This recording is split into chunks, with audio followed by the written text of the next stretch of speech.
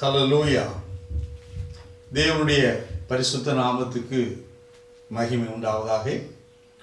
ஆண்டவரும் உயிர்த்தெழுந்த இரட்சகருமாகிய இயேசு கிறிஸ்துவின் இனிய நாமத்தில்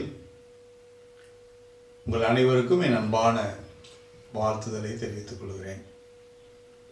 தர்மையான மனமகிழ்ச்சி நாளிலே, இந்த ஞாயிற்றுக்கிழமை ஆராதனையிலே பங்கு பெற வந்திருக்கக்கூடிய ஒவ்வொரு பிள்ளைகளுக்கும், இதை பார்த்து கொண்டிருக்கிற அனைவருக்கும், சபை விசுவாசிகள் மாத்திரமல்ல, நம்முடைய சபை விசுவாசிகள் இல்லாத அநேக நபர்களும் இதில் உண்டு, கலந்து கொண்டிருக்கிறீங்க. உங்களுக்கும் என் அன்பின் வாழ்த்துதலை நான் தெரிவித்துக் கொள்கிறேன்.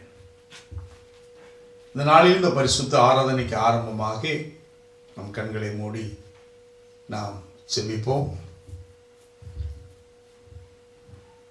மகா இரக்கமும் பரிசுத்தமுள்ள பிதாவே, உம்முடைய பரிசுத்த நாமத்துக்கு கொடான கோடி ஸ்தோத்திரங்களை ஏறெடுக்கிறோம்.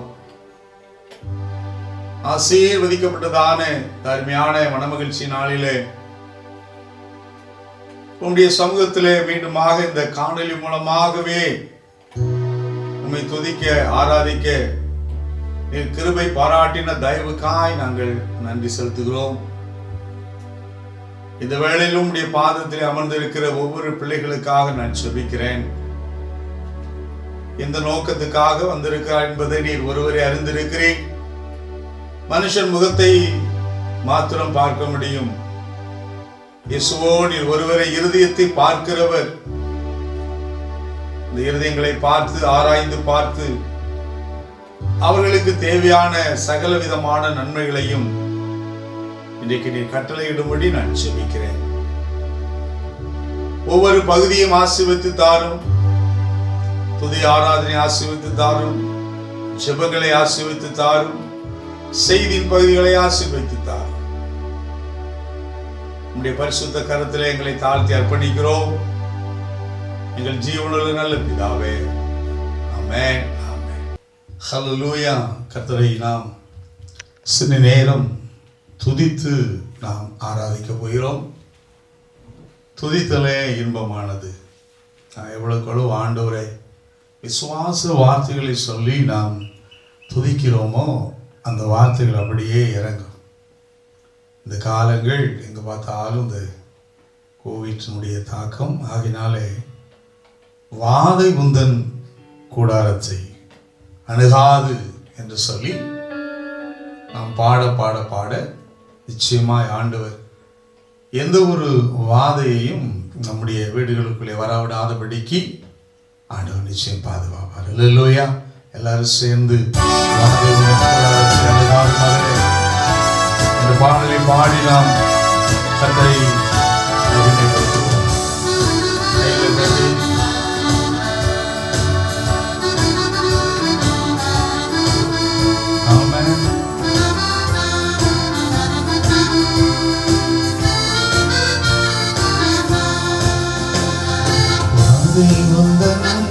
கூடாரத்தை அணுகாது மகளே, பொல்லாப்பு நேரிடாது நேரிடாது மகளே. வாதை உந்தன் கூடாரத்தை அணுகாது மகளே, பொல்லாப்பு நேரிடாது நேரிடாது மகளே. உன்னதமான கர்த்தரையே உறைவிடமாக்கி கொண்டார். அடைக்கலமான ஆண்டவரை ஆதாயமாக்கி கொண்டார்.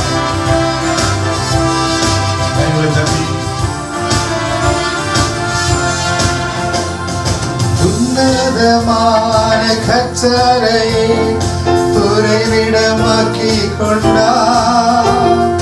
உன்னதமான கர்த்தரையே உறைவிடமாக்கி கொண்டார். அடைக்கலமான ஆண்டவரை ஆதாயமாக்கி கொண்டார். அடைக்கலமான ஆண்டவரை ஆதாயமாக்கி கொண்டார். வாதை வந்தல் கூடாரத்தை அணுகாதே மகனே, பொல்லாப்பு நேரிடாது நேரிடாது மகளே. ஆட்டுக்குட்டி ரத்தத்தினால் சாத்தானை ஜெயித்து விட்டோம். ஆட்டுக்குட்டி ரத்தத்தினால் சாத்தானை ஆவி உண்டு வசனம் உண்டு அன்றாட வெற்றி உண்டு. ஆவி உண்டு வசனம் உண்டு அன்றாட வெற்றி உண்டு. அதை முந்தன் சொல்வோம் அணுகாது மகனே, பொல்லாப்பு நேரிடாது நேரிடாது மகளே. கர்த்தருக்குள் நம் பாடுகள் ஒரு நாளும் வீணாகாது. ஆமென். நம் பாடுகள் ஆமென் ஒரு நாளும்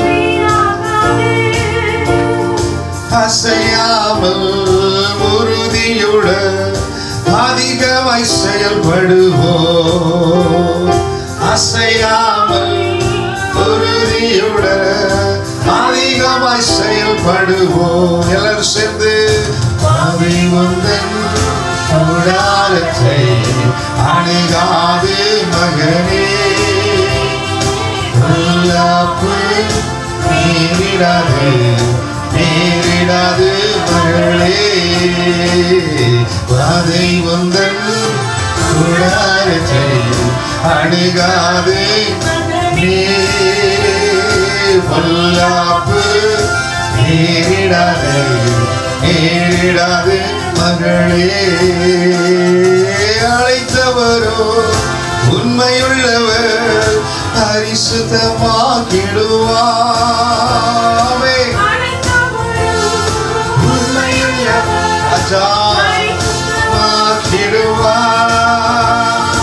ஆவி ஆத்மா சரீரமெல்லாம் குற்றமின்றி காத்திடுவார்.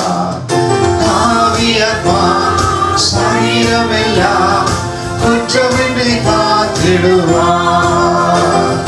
வாதை வந்தன் கூடாரத்தை அணுகாது மகனே, பொல்லாப்பு நேரிடாது நேரிடாது மகனே. அல்லேலூயா. அதை ஒருபோதும் உன் கூடாரத்தை அணுகாது. அல்லேலூயா அல்லேலூயா. இந்த அளவுக்கு நாம் விசுவாச வார்த்தைகளை சொல்லி சொல்லி நாம் கர்த்தரை துதிக்க துதிக்க ஆண்டவர் சொல்றாரு, உன் வாயின் வார்த்தையின்படியே உனக்கு ஆகுமா. வாயில ஒரு சேதம் வராது, ஒரு இழப்பும் வராது, ஒரு நோயும் வராது, ஒரு வாதையும் வராது. சொல்லிக்கிட்டே இருக்கு. ஆண்டுடைய பிள்ளைகளுக்கு கர்த்தர் கொடுக்கிற ஆசீர்வாதமான கீ அதுதான். யார் என்ன சொல்றீங்களோ, யோபு சொல்லுவான், நான் பயந்தது எனக்கு நேரிட்டது. அப்போ பயந்தான், இப்படி வரும்னு, நேரிட்டது. இப்போ நம்முடைய வாழ்க்கையில் எனக்கு ஒன்று சேதப்படுத்தாது, சர்ப்பங்களையும் தேள்களையும் மிதிப்பீர்கள் என்று வேதம் சொல்லுகிறது. அல்லேலூயா. அதனாலே நம்ம எதை குறிச்சும் கவலைப்பட வேண்டிய அவசியம் இல்லை, பயப்பட வேண்டிய அவசியம் இல்லை. விசுவாச வார்த்தைகளை நாம் அறிக்கணும். அல்லேலூயா. இயேசு ராஜா வந்துட்டார்னாவே அங்கே எல்லாம் சந்தோஷம்தான். எத்தனை பேர் ஆமன் சொல்ல முடியும்? கிறிஸ்து வந்த வீடுகளில் எல்லாம் பார்த்தீங்கன்னா, சகை வீட்டிலே வந்தா ரட்சிப்பை கொடுத்தா. பேதுரு மாமியார் வீட்டுக்குள்ள வந்தா, அங்கே இருந்து அவளுக்கு இருந்து அந்த பயங்கரமான காய்ச்சல் அவளை விட்டு நீங்கியது. மரியாளின் வீட்டுக்குள்ளே வந்தா, மரித்த லாசருவை உயிரோடு இருக்கிறார். எங்கெல்லாம் வீட்டுக்குள்ள போறாரோ அங்கெல்லாம். ஆகையினாலே இயேசு ராஜா வந்திருக்கிறார் என்ற பாடலை, இயேசு ராஜா வந்திருக்காருன்னா நல்ல உற்சாகமா பாடணும். அல்லேலூயா. இயேசு ராஜா வந்திருக்கிறார், எல்லோரும் கொண்டாடுவோம், கைதட்டி நாம் பாடுவோம். ஆமென் ஆமென். எல்லாம் சேர்ந்து கையில தட்டி உற்சாகமா.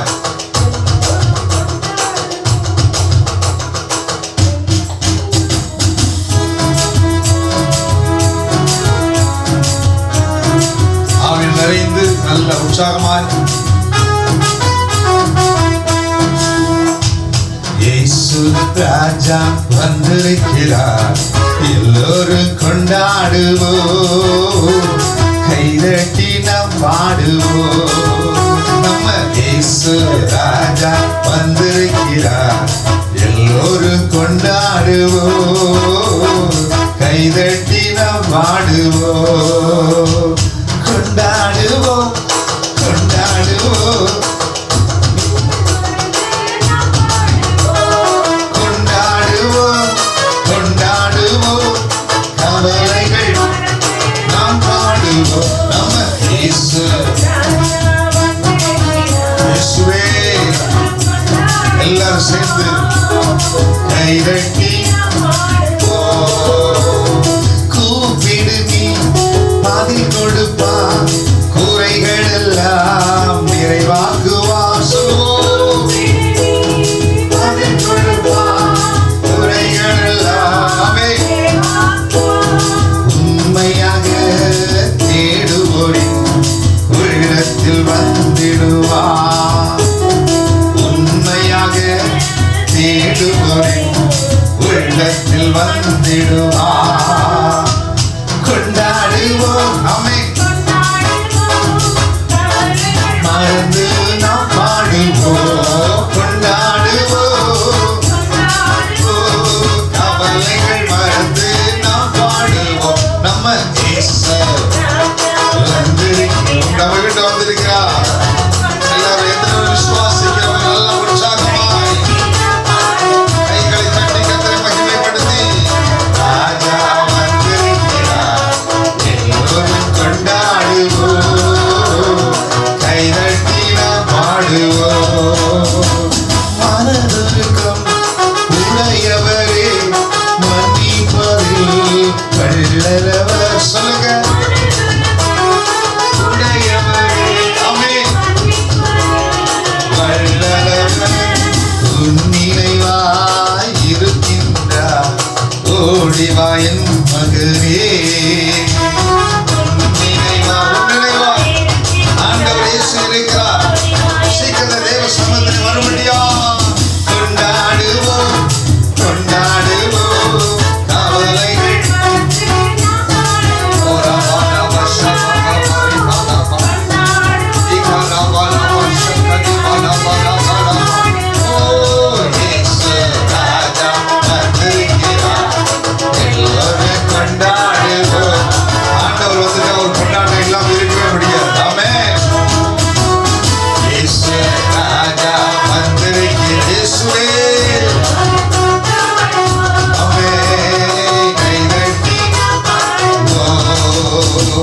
கண்ணீரெல்லாம் துடைத்திடுவா, கரம் பிடித்து நடத்திடுவார்.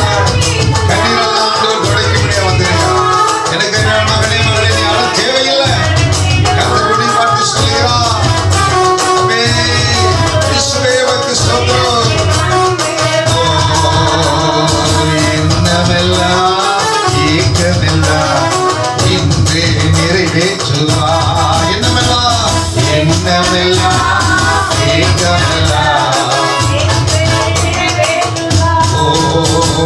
கொண்டாடுவோம் கொண்டாடுவோம், கையை தட்டி ஆமென். கொண்டாடுவோம், மறந்து நாம் பாடி, நம்ம இயேசு வந்திருக்கிறார், இயேசு வந்திருக்கிறார், இயேசு வந்திருக்கிறார், இயேசுவின் வீட்டில் வந்திருக்கிறார். அவருடைய சமூகம் இறங்கி வந்திருக்கிறது. இந்த நாளிலே ஆண்டவர் இயேசுடைய சமூகம் இலக்கரமான தேவத்தை உன் வீட்டில் ஆண்டவர் இறங்கி இருக்கிறார். நோய்கள் எல்லாம் நீக்கிடுவார், நொடி பொழுதே சுகம் தருவார். எல்லா நோய்களும் ஆண்டவர் நீக்கும்படியாக வந்திருக்கிறார். எல்லா நோயை கர்த்தர் மாற்றுகிறார். பேய்களெல்லாம் நடுநடுக்கும், பெரியவர் திருமுன்னே. இந்த பேய்களெல்லாம் பெரியவர் திருமுன்னே கொண்டாடு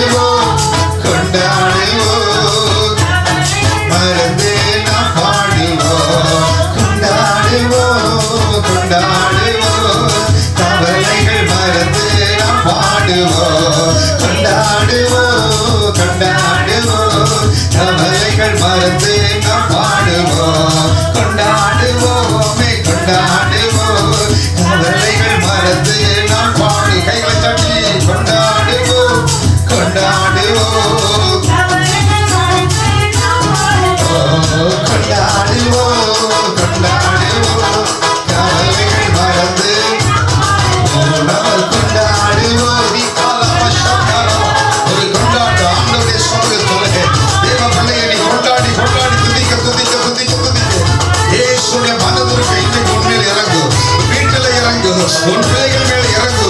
படுக்கையில வியாதியாய் கிடக்கிற ஆண்டவர் இயேசுவின் மனதிறக்கம் இறங்குகிறது. கர்த்தருடைய காலோடு நிற்கத்தக்க பலனை கொண்டிருக்கிறார். வியாதியை மாற்றுகிறார், வேதனையை மாற்றுகிறார், அனைவருடைய கண்ணீரை துடைக்கிறார். கண்ணீர்கள் கரையும், வேதனைகள் மாறும், துக்கங்கள் சந்தோஷமாய் மாறும். தேவனுடைய ஆசீர்வாதத்தின் பின்மாறி முன்மாறி மழை இப்பொழுது வீட்டிலே உச்சப்படுகிறது. எவைகளை எதிர்பார்த்து தேவ சமூகத்திலே கண்ணீர் வடித்து ஜெபிக்கிறாயோ அது இப்பொழுதே உண்டாகும் என்று கர்த்தர் சொல்லுகிறார். உனக்கு இருக்கிற மகனே மகளே, உன்னை பார்த்து கர்த்தர் சொல்கிறார், அவைகள் உனக்கு உண்டாகும், உண்டாகும், உண்டாகும். ஹல்லேலூயா. கைகளை தட்டி கர்த்தரை மகிமைப்படுத்தி ஓ ஷக்கரா பலா பரபா கொண்டாடுவோம், கர்த்தரை நாம் பாடுவோம், கொண்டாடுவோம், கொண்டாடுவோம், நாம் பாடுவோம், கொண்டாடுவோம், கொண்டாடுவோம்.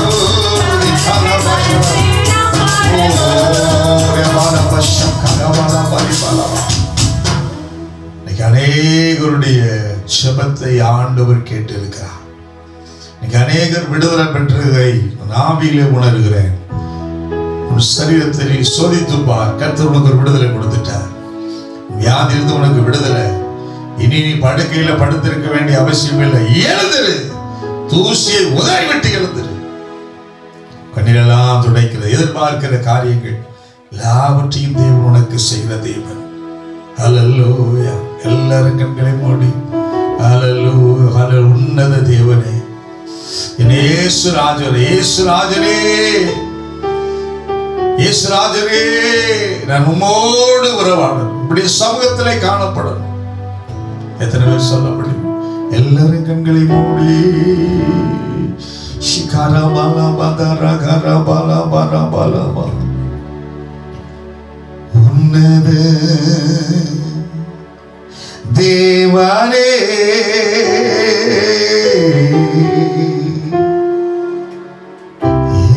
இயேசு ராஜனே,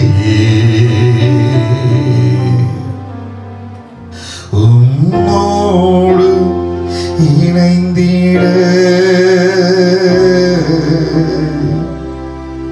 என் உள்ளம் ஏங்குதையா.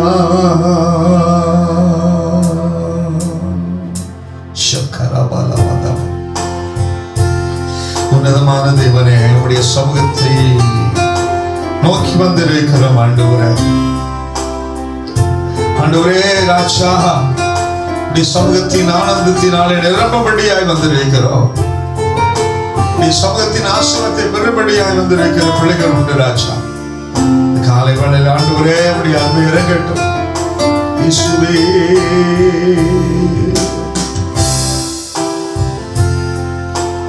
உன்னத தேவனே, இயேசு ராஜரே,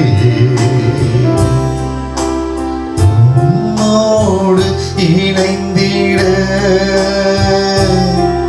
என் உள்ளம் ஏங்குதையா. உம்மோடு இணைந்திட என் உள்ளம் ஏங்குதையா. தேவபிரசனத்தை உணர்ந்தவர்களாய் ஆண்டு நம்முடைய அன்பின் சமூகத்திலே கடந்து வந்திருக்கிற ஒவ்வொரு பிள்ளைகளுக்குள்ள இருதயத்துக்குள்ளே தேவ அன்பு பரிசுத்த ஆவியினாலே ஊற்றப்பட்டு மறுரூபமாக்கப்படட்டும் ஆண்டவரே.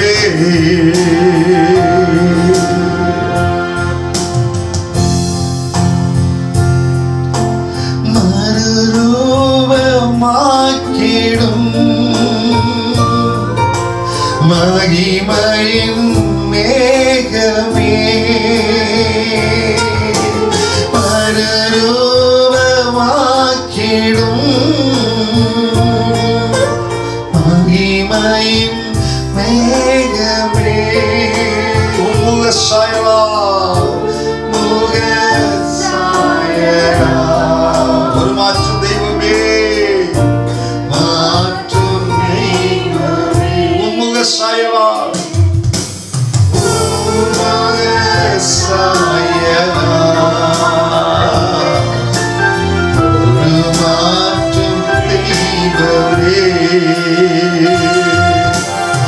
இரவெல்லாம் பகலெல்லாம் இதயம் உமக்காக துடிக்குதையாம். நினைவெல்லாம் பேச்செல்லாம் நேசரே உம்மை பற்றி தானே ஐயா. உன்னத தேவரே இயேசு ராஜனே உம்மோடு இணைந்திட பலவ சக்கர பலவா ஏங்குதையா.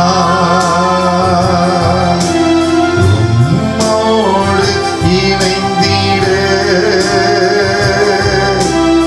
உள்ளம் ஏங்குதையா. உம்மோடு இணைந்திட என் உள்ளம் ஏங்குதையா.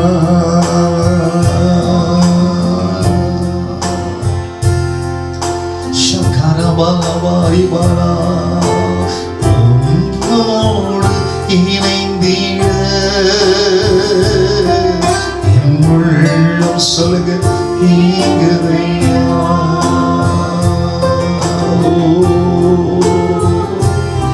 ஓரி பாலவசம் கரபல மதுரகரகா இகரபல பரிபல குருதுரி ஆனகார பல பரிபோ. இயேசுவே நன்றி ராஜா, நன்றி இயேசுவே உமக்கு நன்றி. ஹல்லேலூயா இயேசு ராஜா. ஓரி பாலவ சக்கர பலவ பலவ ஓரி காலகர பலவ துஷக்கர பலவ பலவ பலவ இயேசுவே.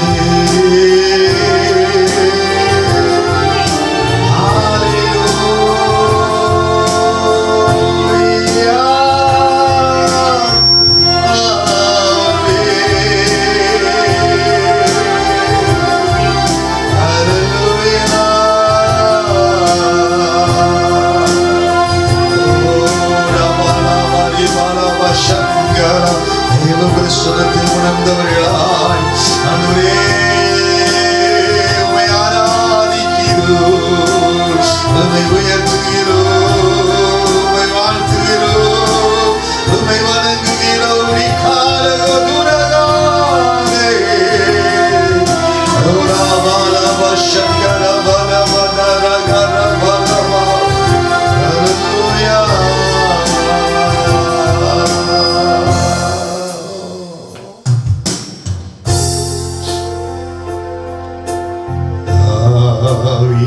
ஆவியானவரே அன்பின் ஆவியானவரே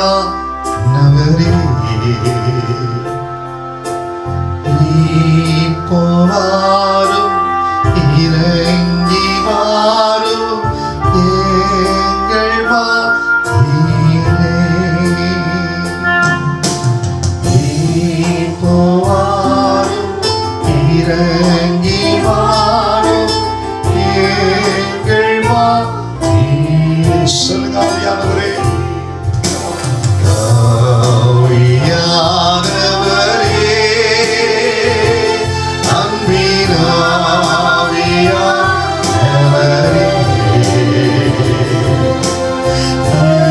இப்போ வாரும் இறங்கி வாரும் எங்கள் மத்தியிலே.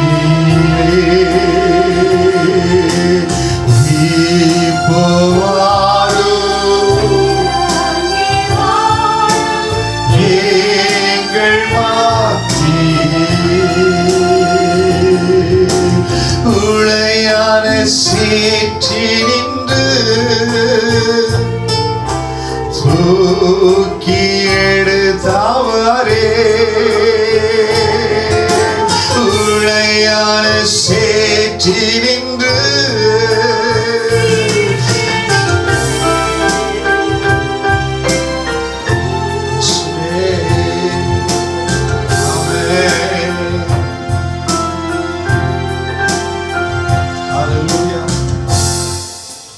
செற்றின்னு தூக்கி எடுத்த தேவன்,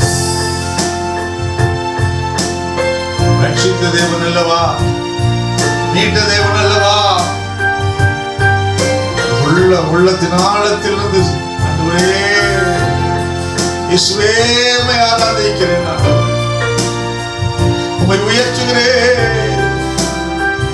ஆமென்.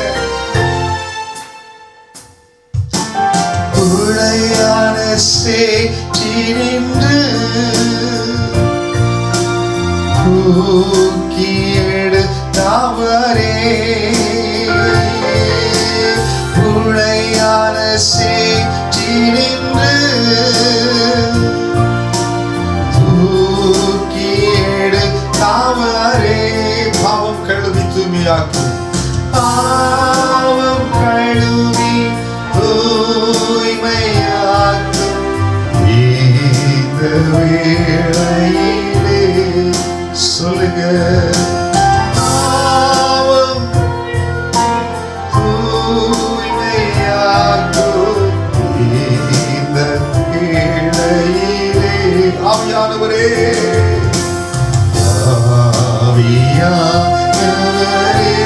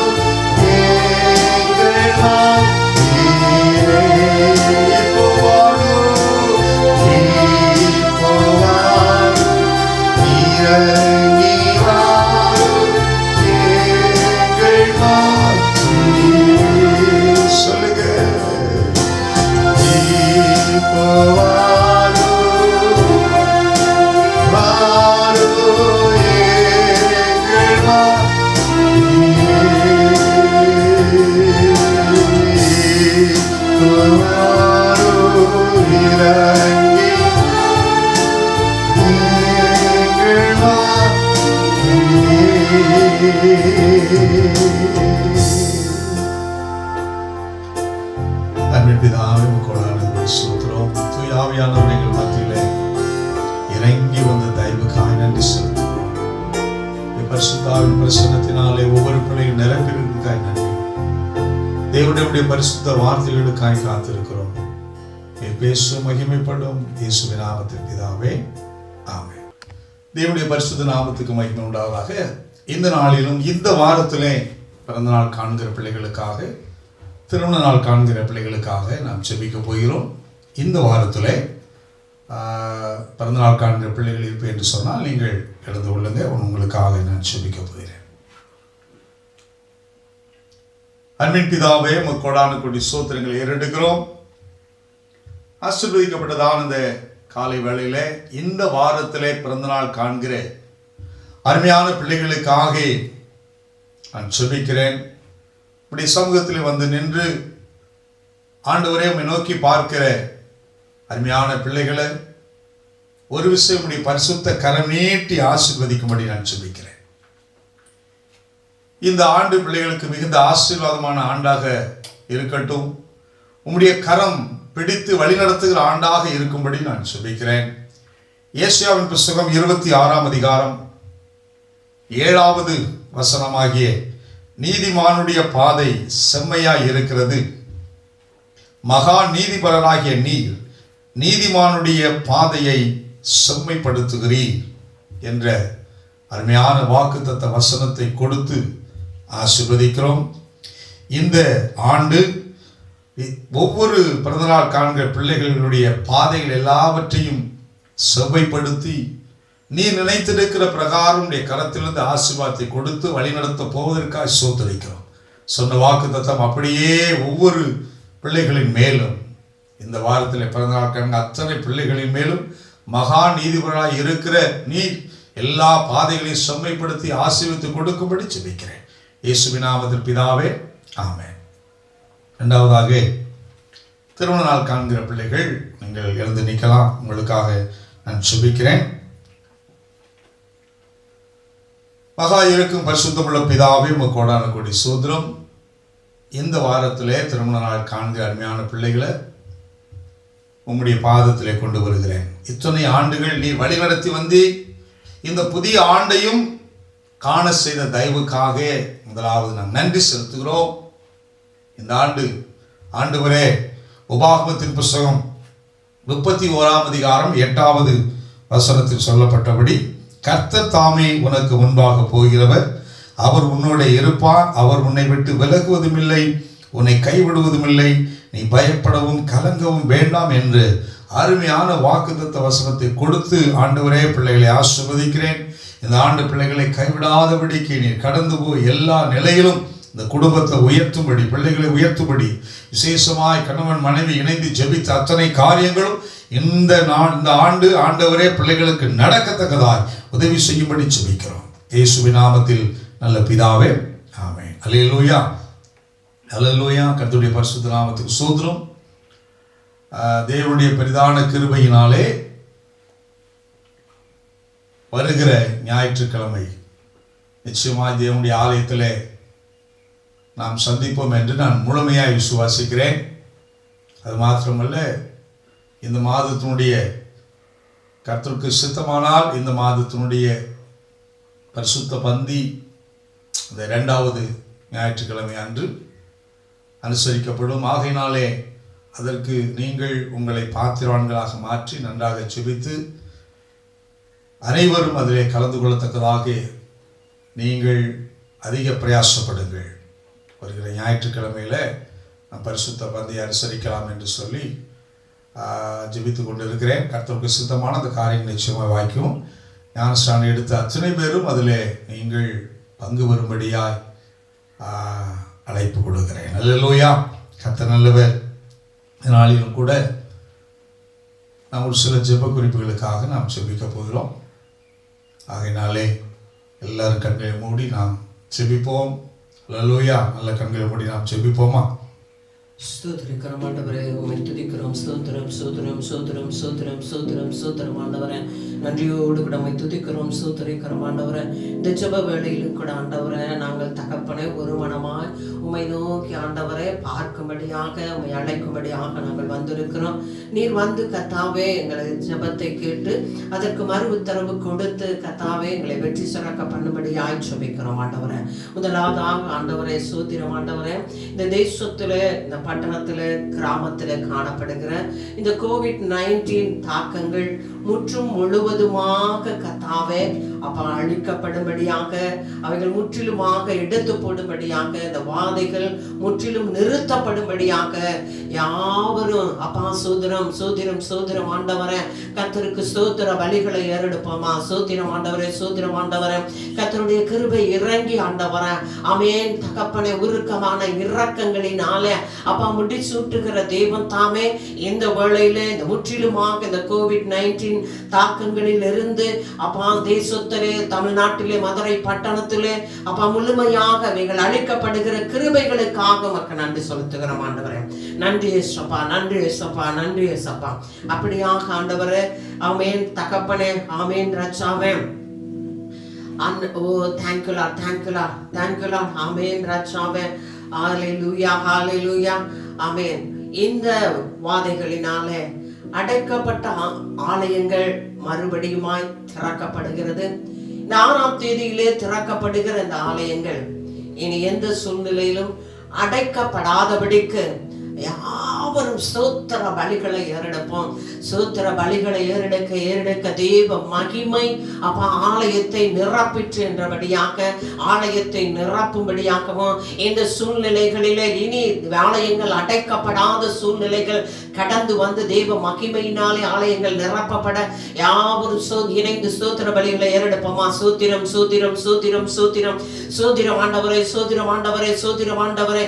இனி தகப்பனே சூத்திரம், இந்த ஆலயங்கள் தகப்பனை அடைக்கப்படாதபடிக்கு அப்பா சூத்திரம் ஆண்டவரை, திறந்த வாசலை எங்களுக்கு கொடுத்து விட்ட கிருபைகளுக்காக மக்கள் நன்றி செலுத்துகிறோம் ஆண்டவரே. ஹalleluya, hallelujah, hallelujah, ஆமென். கர்த்தாவே, இந்த நோயின் தாக்கத்தினாலே மரணம் இனி சம்பவியாதபடிக்கு கர்த்தர் பாதுகாக்கவும், மரணம் சந்தித்த வீடுகளிலே குடும்பங்களிலே கர்த்தர் அவர்களை பாதுகாத்து இனி அந்த குடும்பங்களிலே ஒரு பாதுகாவல் உண்டாகும்படியாக யாவரும் கர்த்தருக்கு சோத்திரம் செலுத்துவோமா? சோத்திரம் சோத்திரம் சோத்திரம் சோத்திரம் சோத்திரம் சோத்திரம் ஆண்டவரே, சோத்திரம் ஆண்டவரே. இனி தகப்பனே, எந்த தகப்பனே சோத்திரம் ஆண்டவரே. ஆமேன் ராஜாவே, ஆமேன் ராஜாவே. சோதர இந்த நோயினால மரணம் சம்பவியாதபடிக்கு உம்முடைய ஆமேன் இரக்கம் தயவு இறங்கும்படியாகவும், மரணம் சந்தித்த வீடுகளிலே உடைய பாதுகாவலை கொடுத்து நீர் இனி நடத்தி சொல்ல போகிறபடினாலே உமக்கு கோடா கோடி ஸ்தோத்திரங்களை நாங்கள் ஏறெடுக்கிறோம் ஆண்டவரே. ஆமேன் ராஜாவே. இனி இந்த 3ஆம் அலைவரிசையானது இனி இந்த தேசத்திலே, இந்த தமிழ்நாட்டிற்குள்ளாக, மதுரை பட்டணத்திற்குள்ளாக கடந்து வராதபடிக்கு உம்முடைய பாதுகாவல் இறங்குகிற தயவுக்காக உமக்கு நன்றி செலுத்துகிறோம். ஹல்லேலூயா, ஹல்லேலூயா, ஹல்லேலூயா. 4ஆவதாக ஆண்டவரே சோத்திரம் ஆண்டவரே, சோத்திரம் ஆண்டவரே, சோத்திரம் ஆண்டவரே.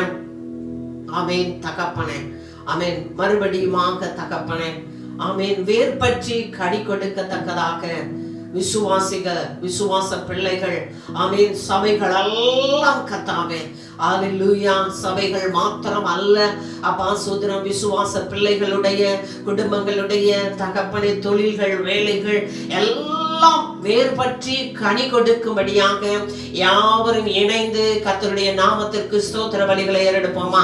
சோதிரம் சோதிரம் சோதிரம் சோதிரம் சோதிரம் சோதிரம் சோதிரம் ஆண்டவரே, அப்பா சோதிரம். ஆசீர்வதிக்கவே ஆசீர்வதித்து பெருகவே பெருக பண்ணுகிற தேவனுக்கே நாங்கள் சோத்திர பலிகளை ஏறெடுக்கிறோம் ஆண்டவரே.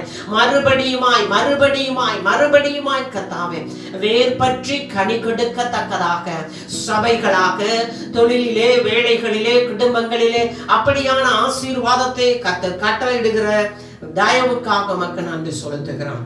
5ஆவதாக ஆண்டவரே, இந்த தகப்பனே நோயின் தாக்கத்தினாலே அநேகருக்கு தகப்பனே படிக்கிற பிள்ளைகளுக்கு ஸ்கூல் ஃபீஸ், காலேஜ் படிக்கிற பிள்ளைகளுக்கு காலேஜ் ஃபீஸ் அப்பா இவைகள் கர்த்தாவே கட்டப்படும்படியாகவும், காலேஜ் படிக்க வேண்டும், இன்னும் அதிகமான அப்பா படிப்பின் காரியங்களிலே முன்னேற வேண்டும் என்று இருக்கிற பிள்ளைகளுக்கு அவர்கள் விரும்புகிற இடங்களிலே அப்பா இடம் கிடைக்கத்தக்கதாக எந்த காரியங்களுக்காக நம்ம எல்லாரும் இணைந்து அப்பா சோத்திர பலிகளை ஏறெடுப்போமா? சோதிரம் சோதிரம் சோதிரம் சோதிரம் சோதிரம் சோதிரம் சோதிரம் ஆண்டவரே.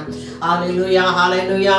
அப்படியாக ஆண்டவரே, அடுத்தபடியாக வாடகை வீட்டிலே வசிக்கும் பிள்ளைகள், ஆமென், கர்த்தர் அவர்களுடைய வாடகைகளை சந்திக்கும்படியாக, அந்த வாடகை தேவைகளை சந்திக்கும்படியாக, ஆமென். வீடு வாசல் இல்லாத பிள்ளைகளுக்கு கர்த்தர் நிரந்தரமான குடியிருக்கத்தக்கதான வீட்டை கொடுக்கிற தேவன்.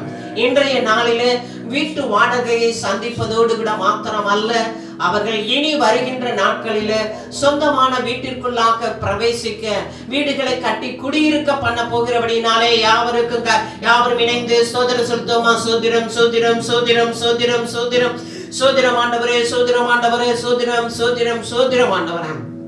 அப்பா சோதிரம் நாளிலும் கூட கர்த்தாவே, எல்லா விசுவாச குடும்பங்களிலும் எல்லா குடும்பங்களிலும் அப்ப அன்றாட தேவைகள் சந்திக்கப்படும்படியாக யாவரும் சோதரம் செலுத்துவோமா? சோதிரம் சோதிரம் சோதிரம் சோதிரம் சோதிரம் சோதிரம் சோதிரம் சோதிரம் ஆண்டவரே, சோதிரம் ஆண்டவரே. ஆமென். சபை எப்பொழுதும் கூட அடைக்கப்பட்டிருந்தாலும் அப்பா அதற்குரிய அப்பா 2 தேவைகள் சந்திக்கப்பட வேண்டும். வொர்ஷிப் டவர் நாம் கட்டி அதற்குள் பிரவேசிக்கும் வரையிலும் நாம் குடியிருக்கிற, நம் சபை நடக்கிற அந்த இடத்தின் ஸ்தலத்திற்கு நாம் வாடகை கொடுத்தாக வேண்டும். அந்த சபை 2 தேவைகள் முழுமையாக சந்திக்கப்பட, அங்கே உடன் ஊழியர்களாக இருக்கிற ஒவ்வொரு ஊழியர்களின் ஊதிய தேவைகள் எல்லாம் சந்திக்கப்படும்படியாக, ஆமென். இதற்காக யாவரும் இணைந்து சோதர பலிகளை ஏறெடுப்போமா? சோதிரம் சோதிரம் சோதிரம் சோதிரம் சோதிரம் சோதிரம் சோதிரம் சோதிரம் ஆண்டவரே, சோதிரம் ஆண்டவரே, சோதிரம் ஆண்டவரே, சோதிரம் கர்த்தாவே. நன்றி பலிகளை ஏறெடுக்கிறோம் ஆண்டவரே, சோதர பலிகளை ஏறெடுக்கிறோம். தேவரீர் தேவைகளை காட்டிலும் அதிகமாய் செய்கிற தேவன், அப்படியே தேவைகளை சந்தித்து நடத்த போகிறபடினாலே உமக்கு சோதரம் ஆண்டவரே. ஆமென் கர்த்தாவே.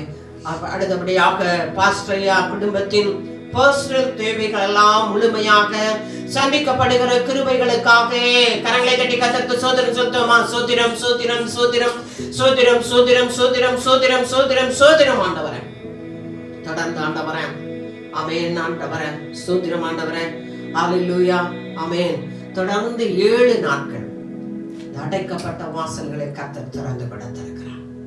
கர்த்தருடைய நாமத்தை பாடி மகிமைப்படுத்தும்படியாக, கர்த்தருக்கு மகிமை செலுத்தும்படியாக, ஆமென், தொடர்ந்து 7 நாட்கள் prayer and praise and worship நடைபெற வேண்டும் என்று சொல்லி நியமிக்கப்பட்டிருக்கிற அந்த 7 நாட்களிலும் அப்பா சபையார் யாவரும் இணைந்து தேவனுடைய நாமத்தை மகிமைப்படுத்தி, ஹல்லேலூயா, யாவர் ஒருவர் கூட மிஸ் ஆகக்கூடாது. எல்லாரும் கலந்து கொண்டு தேவ நாமத்தை மகிமைப்படுத்த அந்த worship. O thank you Lord, thank you Lord, thank you Lord. அந்த worship and தகப்பனே சூத்திரம் ஆண்டவரே.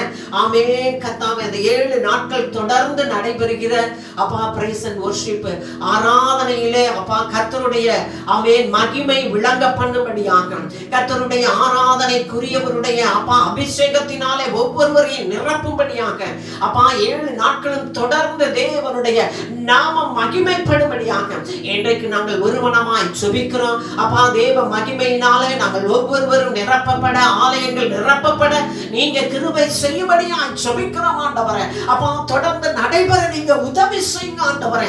கர்த்தருடைய கரமே இறங்கி ஆண்டவரே மகிமை ஆலயத்தை நிரப்பும்படியாக, அப்பா எங்களை நிரப்பும்படியாக இன்றைக்கு நாங்கள் ஒருமனமாய் ஜெபிக்கிறோம் ஆண்டவரே. கர்த்தருடைய மகிமையினாலே நம்மை நிரப்பி அந்த மகிமையை விளங்க பண்ண போகிறபடினாலே யாவரும் கரங்களை தட்டி கர்த்தருக்கு ஸ்தோத்திரம் சொல்லுமா. ஸ்தோத்திரம் ஸ்தோத்திரம் ஸ்தோத்திரம் ஸ்தோத்திரம்.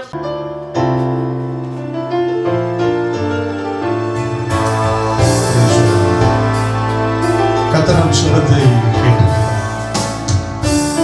சுபத்தை கேட்ட தேவனுக்கு நன்றி செலுத்தி எல்லாரும் ஆண்டவருக்கு நன்றி செலுத்துவோமா. ஹல்லேலூயா. ஓ ஜீசஸ். ஆமென். ஆமென். விண்ணப்பத்தை கேட்பவரே, என் கண்ணீரை காண்பவரே, சுகம் தருபவரே, ஸ்தோத்திரம் இயேசையா. சுகம் தருபவரே, ஸ்தோத்திரம் இயேசையா.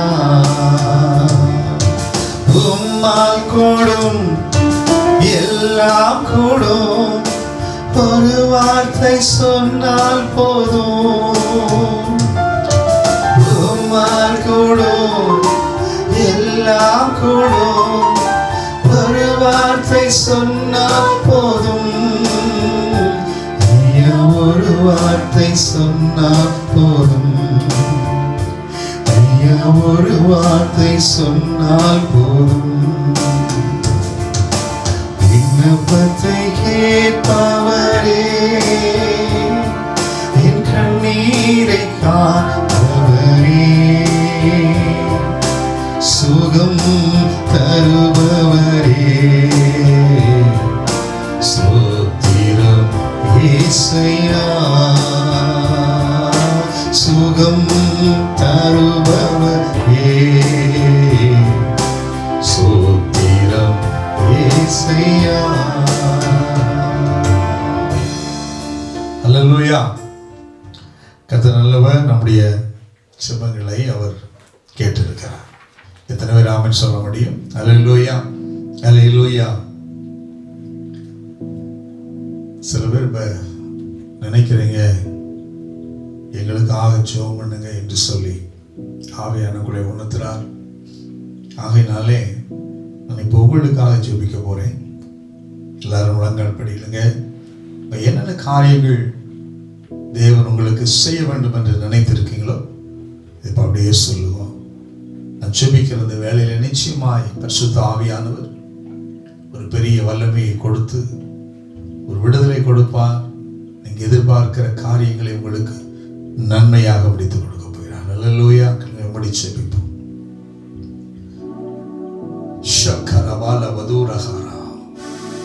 அன்பின் தேவனாகிய கர்த்தாவே, உமக்கு கோடான கோடி ஸ்தோத்திரங்களை ஏறெடுக்கிறோம். ஆண்டவரே, இந்த வேளையிலும் உடைய சமூகத்திலே ஆண்டவரே தங்களை தாழ்த்தி ஜெபித்துக் கொண்டிருக்கிற கண்ணீரோடு ஜெபிக்கிற பிள்ளைகள் இருக்கிறார்கள்.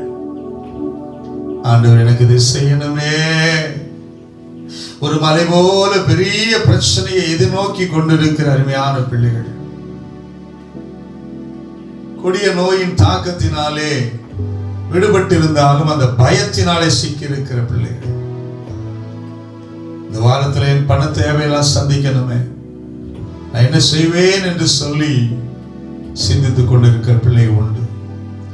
எதிர்காலங்களை குறித்த கரிசனையோடு கூட தேவன் எனக்கு நன்மையான ஈவுகளை கட்டளையிடுவாரா எதிர்பார்த்திருக்கிற பிள்ளைகள், ஆண்டவரே எனக்கு நல்ல ஒரு வேலை கிடைக்கும் எதிர்பார்க்கிற பிள்ளைகள், சரீர பலவீனத்தை கர்த்தர் மாற்ற வேண்டும் என்று நினைக்கிற பிள்ளைகள், கடனெல்லாம் அடைக்கணும் கண்ணீரோடு கூட இருக்கிற பிள்ளைகள், யாவருக்காக நான் ஜெபிக்கிறேன். என்னென்ன வேதனையோடு கூட ஜெபித்துக் கொண்டிருக்கிறார்கள். ஆண்டவரே, இந்த வேளையில் உடைய அற்புதத்தின் வார்த்தை இப்பொழுதே ஒவ்வொரு வீடுகளுக்குள்ள இறங்கும்படி நான் ஜெபிக்கிறேன். இறங்குவதாக இயேசுவின் நாமத்தினால், விடுதலை உண்டாவதாக இயேசுவின் நாமத்தினாலே, சுகம் உண்டாவதாக இயேசுவின் நாமத்தினாலே, தேவைகள் சந்திக்கப்படுவதாக இயேசு கிறிஸ்துவின் நாமத்தினாலே, கண்ணீர்கள் எல்லாம் துடைக்கப்படுவதாக இயேசுவின் நாமத்தினாலே, துக்கங்கள் எல்லாவற்றையும் சந்தோஷமாய் மாறச்சு. இந்த ஜெபம் முடிவதற்குள்ளதாக அற்புதமான வார்த்தைகளை, அற்புதமான கிரியைகளை தங்கள் செவிகளிலே கேட்கவும் காணவும் செய்யும். இயேசு கிறிஸ்துவின் நாமத்தின் நல்ல பிதாவே, ஆமென். தேவனுடைய வார்த்தைக்கு நேராக நாம் கடந்து செல்வோம். இந்த நாளுக்குரிய தேவனுடைய வார்த்தை ஆதியாகமத்தின் புஸ்தகம் 41ஆம் அதிகாரம் 40 முதல் 45 வசனங்கள். நீ என் அரண்மனைக்கு அதிகாரியாய் இருப்பாய், உன் வாக்கின்படியே என் ஜனங்கள் எல்லாரும் அடங்கி நடக்க கடவார்கள், சிங்காசனத்தின் மேல் மாத்திரம் உன்னிலும் நான் பெரியவனாய் இருப்பேன் என்றான். பின்னும் பார்வோன் யோசேப்பை நோக்கி, பார், எகிப்து தேசம் முழுமைக்கும் உன்னை அதிகாரியாக்குவேன் என்று சொல்லி, பார்வோன் தன் கையில் போட்டிருந்த தன் முத்திரை மோதிரத்தை கழற்றி அதை யோசேப்பின் கையிலே போட்டு மெல்லிய வஸ்திரங்களை அவனுக்கு உடுத்தி பொன் சரப்பணியை அவன் கழுத்திலே தரித்து தன்னுடைய 2ஆம் ரதத்தின் மேல் அவனை ஏற்றி தெண்டனிட்டு பணியுங்கள் என்று அவனுக்கு முன்பாக கூறுவித்து எகிப்து தேசம் முழுமைக்கும் அவனை அதிகாரியாக்கினான். பின்னும் பார்வோன் யோசேப்பை நோக்கி, நான் பார்வோன், ஆனாலும் எகிப்து தேசத்தில் உள்ளவர்கள் ஒருவனும் உன் உத்தரவில்லாமல் தன் கையையாவது தன் காலையாவது அசைக்க கூடாது என்றான். மேலும் பார்வோன் யோசேப்புக்கு சாப்நாத் பனியா என்கிற பெயரை இட்டு 9 ஆசாரியனாகிய போத்திபிராவின் குமாரத்தியாகிய ஆஸ்நாத்தை அவனுக்கு மனைவியாக கொடுத்தான். யோசேப்பு எகிப்து தேசத்தை சுற்றி பார்க்கும்படி புறப்பட்டான். தேவனுடைய நாமத்துக்கு மகிமை உண்டாவதாக. இந்த அருமையான பகுதியிலே யோசேப்பு பெற்ற 7 விதமான ஆசீர்வாதங்கள் சொல்லப்பட்டிருக்கும். ஆண்டவர் இயேசு கிறிஸ்து யோசேப்புக்கு கொடுத்த 7 ஆசீர்வாதங்கள் என்னவென்று சொன்னால், முதலாவது ஆதியாகமம் 41:40 வசனத்திலே அவன் சொல்லுகிறான், நீ என் அரண்மனைக்கு அதிகாரியாயிருப்பாய். அரண்மனைக்கு அதிகாரி, அத்தாரிட்டி ஆஃப் பேலஸ் என்று அங்கே சொல்லப்பட்டிருக்கிறதை நாம் பார்க்க முடியும். இதுவரைக்கும் அவன் வாழ்க்கையிலே இப்படிப்பட்ட ஒரு ஆசீர்வாதத்தை அவன் பெறல. முதல்ல அரண்மனைக்கே ஆண்டவர் அவனை அதிகாரியாக மாற்றுகிறார். அரண்மனைக்கு அதிகாரி என்றால் அரண்மனையிலே வேலை பார்க்கிற அத்தனை பேரும் இவனுடைய வார்த்தைக்கு கீழ்ப்படிய வேண்டும். அங்கே வேலை பார்க்கிறவர்கள் உண்டு, அரண்மனையிலே காவல் காப்பவர்கள் உண்டு, அரண்மனையிலே சில தலைவர்கள் இருப்பார்கள், போக்குவரத்து செய்கிறவர்கள் இருப்பார்கள், சுயம்பாகியின் தலைவன் இருப்பான், பானபாத்திரக்காரனின் தலைவனும் இருப்பான். இத்தனை பேரும் இப்ப இந்த யோசேப்பு என்ன சொல்றாரோ அதை கேட்டு அவர்கள் செய்ய வேண்டும். கொஞ்சம் நினைச்சு பாருங்க. அங்க இருக்க எல்லா சோவன்ஸ் எல்லாம் முன்னாடி வந்து நிறுத்துவாங்க. எல்லாரும் பார்க்கிறாங்க. முன்னாடி நிற்கிறது யாரு? யோசேப்பு. அதிகாரம் இவன் சொல்லுக்கு தான் நீ கீழ்ப்படி. சேவகர்கள் வருவார்கள். அவர்களை பார்த்து சொல்லப்படும், யோசேப்பு சொல்லுக்கு கீழ்ப்படி. பானபாத்திரக்காரன் தலைவன் வர்றான். அங்கே இருக்கக்கூடிய அடுத்த சுயம்பாகியின் தலைவன் இன்னொருத்த வருவான், அவனும் வருவான். இப்ப முன்னாடி நிக்கிற பானபாத்திரக்காரனை பார்க்கும்போது இந்த பானபாத்திரக்காரன் என்ன நினைப்பான்? 2 வருஷத்துக்கு முன்னால, இதே 2 வருஷத்துக்கு முன்னால அதே பானபாத்திரக்காரன்ட்ட இவன் பேசுவான். சிறைச்சாலை இருக்கும் பொழுது இந்த யோசேப்புக்கு முன்னாடி நிற்கிற பானபாத்திரக்காரனுடைய தலைவனை நல்லா தெரியும். ஆதியா 40ஆம் அதிகாரத்தில் அதை பார்க்க முடியும். அவன் பிரச்சனையோடு கூட ராஜாவின் கோபத்துக்கு உள்ளாகி பானபாத்திரக்காரன், சுயம்பாகியின் தலைவன் சிறைச்சாலையில் அடைபட்டு இருக்கும் பொழுது சிறைச்சாலையில இருக்கிற அந்த யோசேப்பினிடத்திலே அவர்கள் வருவார்கள், ஒப்புவிக்கப்படுவார்கள். அவன் தான் அவர்களை கவனிப்பான். யாரு? யோசேப்பு கவனிப்பான். விசனத்தோடு வேதனையோடு கூட இருப்பாங்க. இப்ப போய் பேசுவான். யோசேப்பு பேசுறான். எப்படி இருக்கிறீங்க விசாரிப்பான். அப்போ சொல்லுவான். ஆதியா 40ஆம் அதிகாரத்துல 14-15 ஒரு நல்ல ஒரு வார்த்தையை அந்த பானபாத்திரக்காரன் சொல்லுவதை நாம் பார்க்க முடியும். அவன்கிட்ட இந்த யோசேப்பு சொல்றாரு, நீ வாழ்வடைந்திருக்கும் போது என்னை நினைத்து என் மேல் தயவு வைத்து என் காரியத்தை பார்வோனுக்கு அறிவித்து இந்த இடத்திலிருந்து என்னை விடுதலையாக்க வேண்டும். சொல்ல, நான் எபிரேயனுடைய தேசத்திலிருந்து களவாய் கொண்டு வரப்பட்டேன். என்னை இந்த காவல் கிடங்கில் வைக்கும்படிக்கு நான் இவ்விடத்தில் ஒன்றும் செய்யவில்லை என்றும் சொன்னான். அவன்கிட்ட பேசுறான். நான் தவறே பண்ணாம இருக்கிறேன், உனக்கு ஒரு நன்மையான காரியங்களை சொல்லியிருக்கிறேன், நீ ராஜாட்ட போய் சொல்லணும் என்று சொல்லியிருப்பான். இந்த டயலாக் எல்லாம் வரும் 2 பேரும் பேசும்பொழுது. யோசேப்பை பார்க்கும்போது இப்ப யோசேப்பு பார்க்கிறான். இந்த காரியங்கள் இப்படி அவர்களிடம், அதாவது பானபாத்திரக்காரன்கிட்ட உதவி கேட்கிறான்.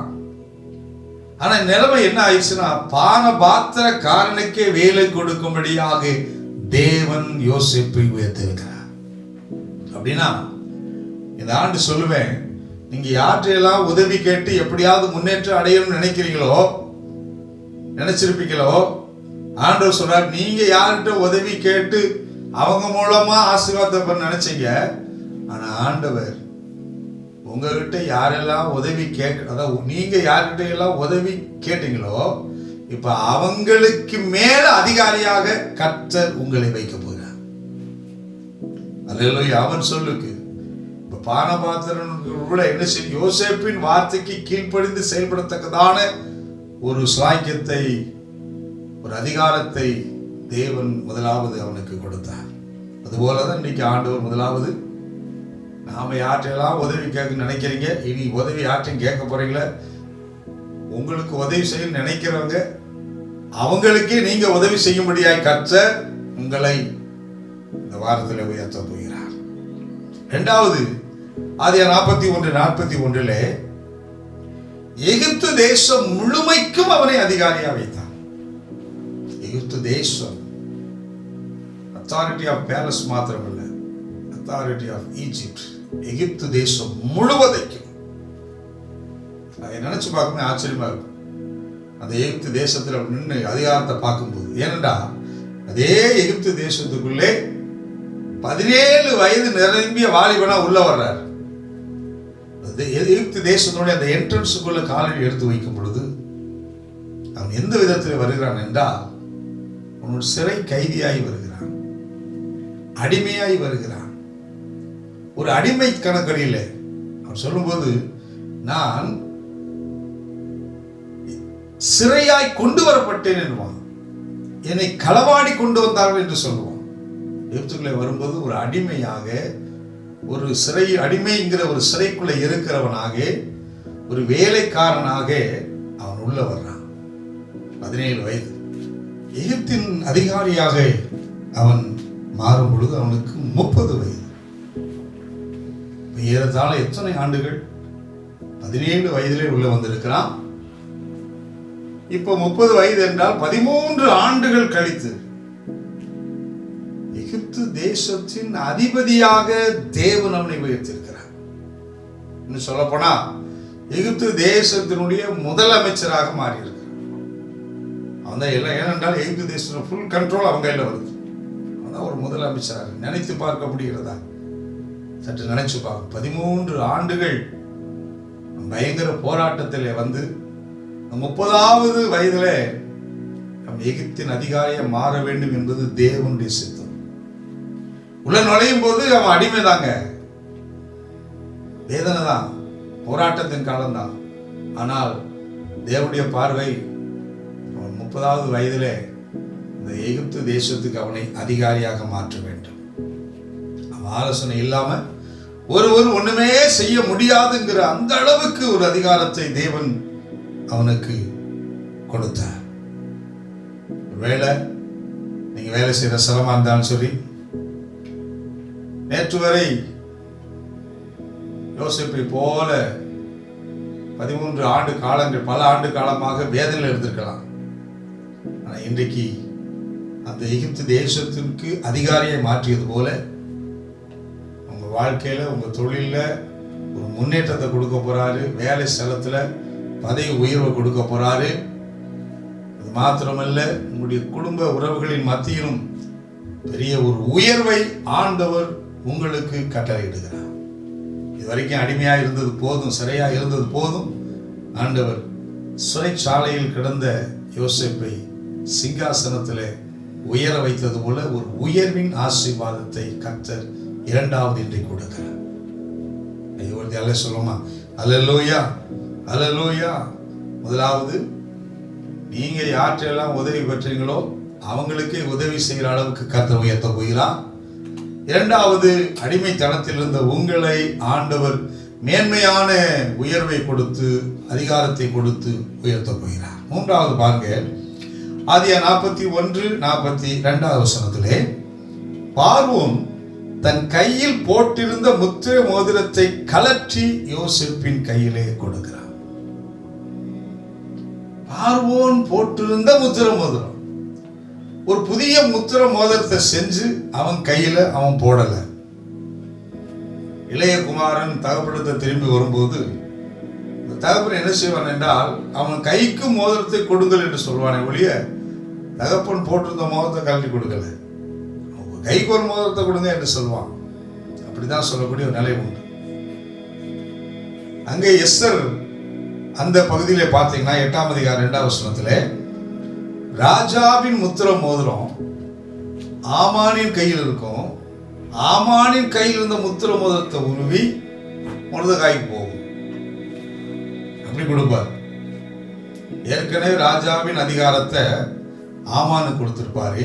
இப்ப ஆமான் இருந்த அதிகாரத்தை பறிச்சு யார்கிட்ட கொடுப்பான்? மொர்தெகாய் கொடு. இப்படி போகும். ஆனா இங்க நேரடியாக ராஜாவிடத்திலிருந்து நேரடியாக இவன் மோதிரத்தை கலற்றி யோசேப்பு கொடுக்கிறான். பார்க்கும்போது ராஜா போட்டிருந்த விரலும் இந்த யோசேப்பினுடைய உரல் விரலும் ஒரே மாதிரியா இருந்திருக்கும் போல. சரியா ஆண்டவர் பாருங்க செஞ்சு வச்சிருப்பாரு. ஏற்கனவே செஞ்சு வச்சிருக்கிறாரு. செஞ்சு வச்ச அந்த காரியம் இவன் கைக்கு சரியா இருக்க மாதிரி செஞ்சு வச்சிருக்கா என்னன்னு தெரியல. கர்த்தர் நல்லவர். அல்லேலூயா. அந்த மோதிரத்தை கலற்றி கொடுக்கிற ஒரு அனுபவம். அப்ப இந்த நாளிலே ஆண்டவர் உங்களுக்கு ஒரு ஆளுகையின் ஆசீர்வாதத்தை கொடுக்க போகிறார். முத்திரை மோதிரம் என்பது ஒரு ஆளுகையின் ஆசீர்வாதம். அல்லேலூயா. ஒரு 3வது ஆளுகையின் ஆசீர்வாதத்தை கொடுக்கிறார். 4வது, ஆதியாகமம் 41ஆம் அதிகாரம் 42 பார்வோன் மெல்லிய வஸ்திரங்களை அவனுக்கு உடுத்தி, மெல்லிய வஸ்திரங்களை அவனுக்கு உடுத்தும்படி சொன்னான். யோசேப்பு தகப்பன் யாக்கோப்பு அவனுக்கு அருமையான ஒரு பல வர்ணமான அங்கியை கொடுத்திருப்பான். பல வர்ணமான அங்கியை கொடுத்து தன்னுடைய நேசத்தை வெளிக்காட்டுவான். அவ்வளவு சந்தோஷமா இருக்கும். அந்த பல வர்ணமான அங்கி போட்டு எத்தனை வருஷம் ஆச்சு? 13 வருஷம் ஆச்சு. ஏன்னா 17வது வயதுல தான் போட்டிருந்த அந்த அப்பா கொடுத்த அந்த அங்கியை தான் என்ன செஞ்சுட்டான்? சகோதரன் கழட்டிட்டு விட்டுட்டான். அப்போ கழட்டப்பட்டதான் அதுக்கப்புறம் நல்ல ஆடையை அணியலை. ஏனென்றால் எகிப்துக்குள்ளே நுழையும் போது போத்திபார் வீட்டிலே சிறைச்சாலை, போத்திபார் வீட்டில் ஒரு ஆடை, சிறைச்சாலை ஒரு ட்ரெஸ்ஸு. ஸோ அங்கே ஒரு அடிமை ட்ரெஸ்ஸை போட்டுக்கிட்டே இருந்தவனுடைய வாழ்க்கையில் முதன்முறையாக என்ன வருது? மெல்லிய வஸ்திரத்தை அங்கே கொடுக்கிறான். பலவர்ணமான அங்கியை அவனுக்கு கொடுத்தான். யாரு? யாக்கோப்பு. மெல்லிய வஸ்திரத்தை கொடுக்கிறான் இந்த பார்வோனின் ராஜா. ஒன்று அறிந்து கொள்ள முடியும். தியானிக்கும் போது ஏன் யாக்கோப்பு தன்னுடைய பிள்ளைகள் 2 பேர் இருக்கிறாங்க, அவங்களுக்கெல்லாம் இந்த பலவர்ணமான அங்கியை கொடுக்காம இவனுக்கு கொடுத்தாங்க? காரணம் என்னவென்றால் வாசிக்கலாம். 2 சாமுவேல் புத்தகம் 13ஆம் அதிகாரம் 18வது வசனம். அப்படியே அவனிடத்தில் செவிக்கிறவன் அவளை வெளியே தள்ளி கதவை பூட்டினாள். அவள் பலவர்ணமான வஸ்திரத்தை உடுத்திக் கொண்டிருந்தாள். அவள் பலவர்ணமான வஸ்திரத்தை உடுத்தியிருந்தாள். ராஜகுமாரத்தியாகிய கன்னிகைகள் இப்படி கொத்த சால்வைகளை தரித்துக் கொள்வார். நல்ல கவனிங்க. பலவர்ணமான அங்கி யாருக்கு போடப்படும் என்றால் ராஜ வம்சத்தை சேர்ந்தவர்கள் தான் போடுவார்கள். அப்ப தகப்பன் யாக்கோப்பு யோசேப்புக்கு தீர்க்க தரிசனமாய் பலவர்ணமான அங்கியை கொடுக்கிறான். யாக்கோப்பே கொடுக்கிறான். காரணம் என்ன? இவன் பிற்காலத்திலே ராஜ வம்சத்துக்கு நேராய் கடந்து போவான். ராஜாங்கத்திலே இருக்கக்கூடிய ஒரு சூழ்நிலை அவனுக்கு உண்டு என்று தேவன் தெளிவும் திட்டமாக ஆபிரகாமின் மூலம் சொல்லப்பட்ட வார்த்தை யாக்கோப்பின் மூலம் அங்கே நிறைவேறுகிறது. பலவர்ணமான அங்கிக்கு அடையாளம் என்ன? ராஜ வம்சத்தை சேர்ந்தவனாக கருதப்படுகிறது. தன் மகன ராஜ வம்சம், எகிப்தினுடைய காரியங்கள், அரண்மனையுடைய காரியங்கள், ராஜாங்கத்திலே அமர போகிறான் என்பதற்கான தீர்க்க தரிசன அடையாளம். அதான் பலவர்ணமான ஒரு அங்கி. அது மாத்திரமல்ல, 2வது ஒரு காரியம் பலவர்ணமான அங்கிக்கு ஒரு அடையாளம் என்னவென்றால் எசேக்கியேலின் புத்தகம் 17ஆம் அதிகாரம் 3வது வசனத்தை நாம் வாசிக்க கேட்போம். எசேக்கியேலின் புத்தகம் 17ஆம் அதிகாரம் 3வது வசனம். கர்த்தராகிய ஆண்டவர் சொல்லுகிறார், பெரிய செட்டைகளையும் நீளமான இறகுகளையும் உடையதும் பலவர்ணமான இறகுகளால் நிறைந்ததுமாகிய ஒரு பெரிய கழுகு லீபனோனில் வந்து ஒரு கேதுருவின் நுனிக்கிளிகளை பிடித்து. பாருங்க, 2வது சொல்லக்கூடிய பலவர்ணமான இறகுகளால் நிறைந்துள்ள நீளமான ஒரு கழுகு. கழுகினுடைய ஒரு காரியம், கழுகினுடைய காரியம் என்று சொன்னால் இது பாருங்க ஒரு ஆளுகை திறன் உடையது. கழுகு எப்படி இருக்குதா? பல வர்ணமான சிறகு உடையது. ஸோ பல வர்ணமான அங்கிகள் ராஜ வம்சத்துக்கு இணையானது. ஸோ பல வர்ணமான சிறகு ஆளுகைக்கு அடையாளமாய் இருக்கிறது. அதனால தான் யாக்கோப்பு அவனுக்கு அந்த பல வர்ணமான அங்கியை கொடுத்த. மற்ற யாரும் அந்த ஆளுகைக்கு வரல. அவனுடைய பிள்ளைகள் அந்த 12 கோத்திரங்களே மற்ற யாரும் இந்த விதமான ஆளுகைக்கு அவர்கள் வரவில்லை. காரணம் அந்த பலவர்ணமான அங்கி இவனுக்கு தான் அடையாளமாக உடுத்தப்பட்டது. அல்லேலூயா. சொல்வேன், ஆபிரகாம் மூலம் யோசேப்பு முன்குறிக்கப்பட்டான். ஆதியாகமம் 15ஆம் அதிகாரம் 13-14 நான் பார்க்க முடியும். ஆண்டவர் சொல்வார், உன் சந்ததி 430 வருஷம் இப்படி அடிமைத்தனமாக இருக்க வேண்டும் என்று சொல்லி ஆண்டவர் ஏற்கனவே அங்கே ஆபிரகாம் மூலமாக அவனை முன்குறிக்கப்படுகிறார். யோசேப்பு ஆபிரகாம் மூலமாக முன்குறிக்கப்படுகிறான். யோசேப்பு யாக்கோப்பின் மூலமாக பலவர்ண அங்கியை கொடுத்து உறுதிப்படுத்தப்படுகிறான். ஆதியாகமம் 37:3 உறுதிப்படுத்தப்படுகிறான். ஆபிரகாம் மூலமாக யோசேப்பு முன்குறிக்கப்படுகிறான். யாக்கோப்பின் மூலமாக யோசேப்பு உறுதிப்படுத்தப்படுகிறான். பார்வோன் மூலமாக அங்கே அவன் அங்கீகரிக்கப்படுகிறான். ஆதியாகமம் 41:42 ஆபிரகாம் மூலமாக தேவன் யோசேப்பை முன்குறிக்கிறார். யாக்கோப்பின் மூலமாக தேவன் அவனை உறுதிப்படுத்துகிறார். பார்வோன் மூலமாக ராஜாங்கத்தின் அதிபதியாக அவன் அங்கீகாரமுடையவனாய் காணப்படுகிறான். அல்லேலூயா. அப்படி அங்கீகரிக்கப்பட்டு அதன் பின்புதான் 430 ஆண்டுகள் அந்த சந்ததிகள் பெருக வேண்டும் என்று தேவனுடைய திட்டம் அங்கே நிறைவேறுகிறதா இருக்கிறது. அல்லேலூயா, அல்லேலூயா. நிச்சயமாய் ஆண்டவருடைய சித்தம் உங்க குடும்பத்தில் நிறைவேறத்தக்கதான காரியங்கள் இன்றிலிருந்து உன் வாழ்க்கையில் நடைபெறப் போகிறது. அல்லேலூயா. ஐந்தாவதாக ஆதியாகமம் 41:42 பார்வோன் பொன் சரப்பணியை அவன் கழுத்திலே தரித்து என்று சொல்லப்பட்டிருக்கும். பொன் சரப்பணி, பொன் சரப்பணி என்பது இது ஒரு மேன்மையான உன்னதமான உயர்வின் அனுபவமாகும். மேன்மையான உன்னதமான உயர்ந்த ஒரு அடையாளங்களாக சின்னமாக கருதப்படும். ஒருவரை ராஜா அதிகாரிகள் என்று கண்டுகொள்வதற்கு இந்த மெல்லிய வஸ்திரத்தை உடுத்தி அதன் மேல் என்ன செய்வார்கள் என்றால் இந்த பொன் சரப்பணி போடப்படும். அப்பொழுது தேசத்திலே அவர்கள் கடந்து போகும் பொழுது, ரதத்திலே கடந்து போகும் பொழுது, அங்கே படிப்பறியாத ஜனங்களாயிருந்தாலும் சரி, யாராயிருந்தாலும் அவர்கள் அணிந்திருக்கிற ஆடையையும் அந்த கழுத்துல போட்டிருக்கக்கூடிய பொன் சரப்பணியை மாத்திரத்திலே ராஜாங்கத்திலே உன்னதமான உயர்ந்த அணுகுமுடையவர்களாக இருக்கிறார் என்று சொல்லி அவர்கள் எல்லாம் தலையை தாழ்த்தி முழங்கால்களை முடக்கி வணங்குவார்களாம். இவ்வளவு பெரிய உன்னதமான ஒரு நிலைக்கு தேவன் யோசேப்பை கொண்டு போய் உயர்த்தியிருக்கிறார். அல்லேலூயா சொல்லமா.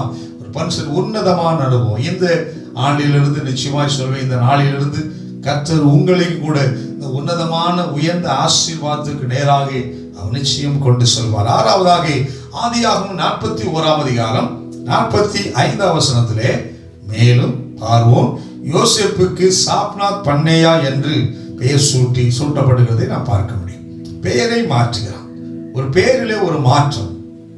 இது இவனுடைய காரியம், இவனுடைய சுயங்களை வெளிப்படுத்துகிற காரியமாக இருக்கும். ஏனென்றால் சாப்நாத் பன்னேயா என்பது சொல்லி அவனுடைய வணங்கக்கூடிய தெய்வங்களுடைய பெயர்களை அவன் சூட்டுவான். ஆனாலும் அந்த பெயர் பிற்காலத்தில் விளங்கவில்லை.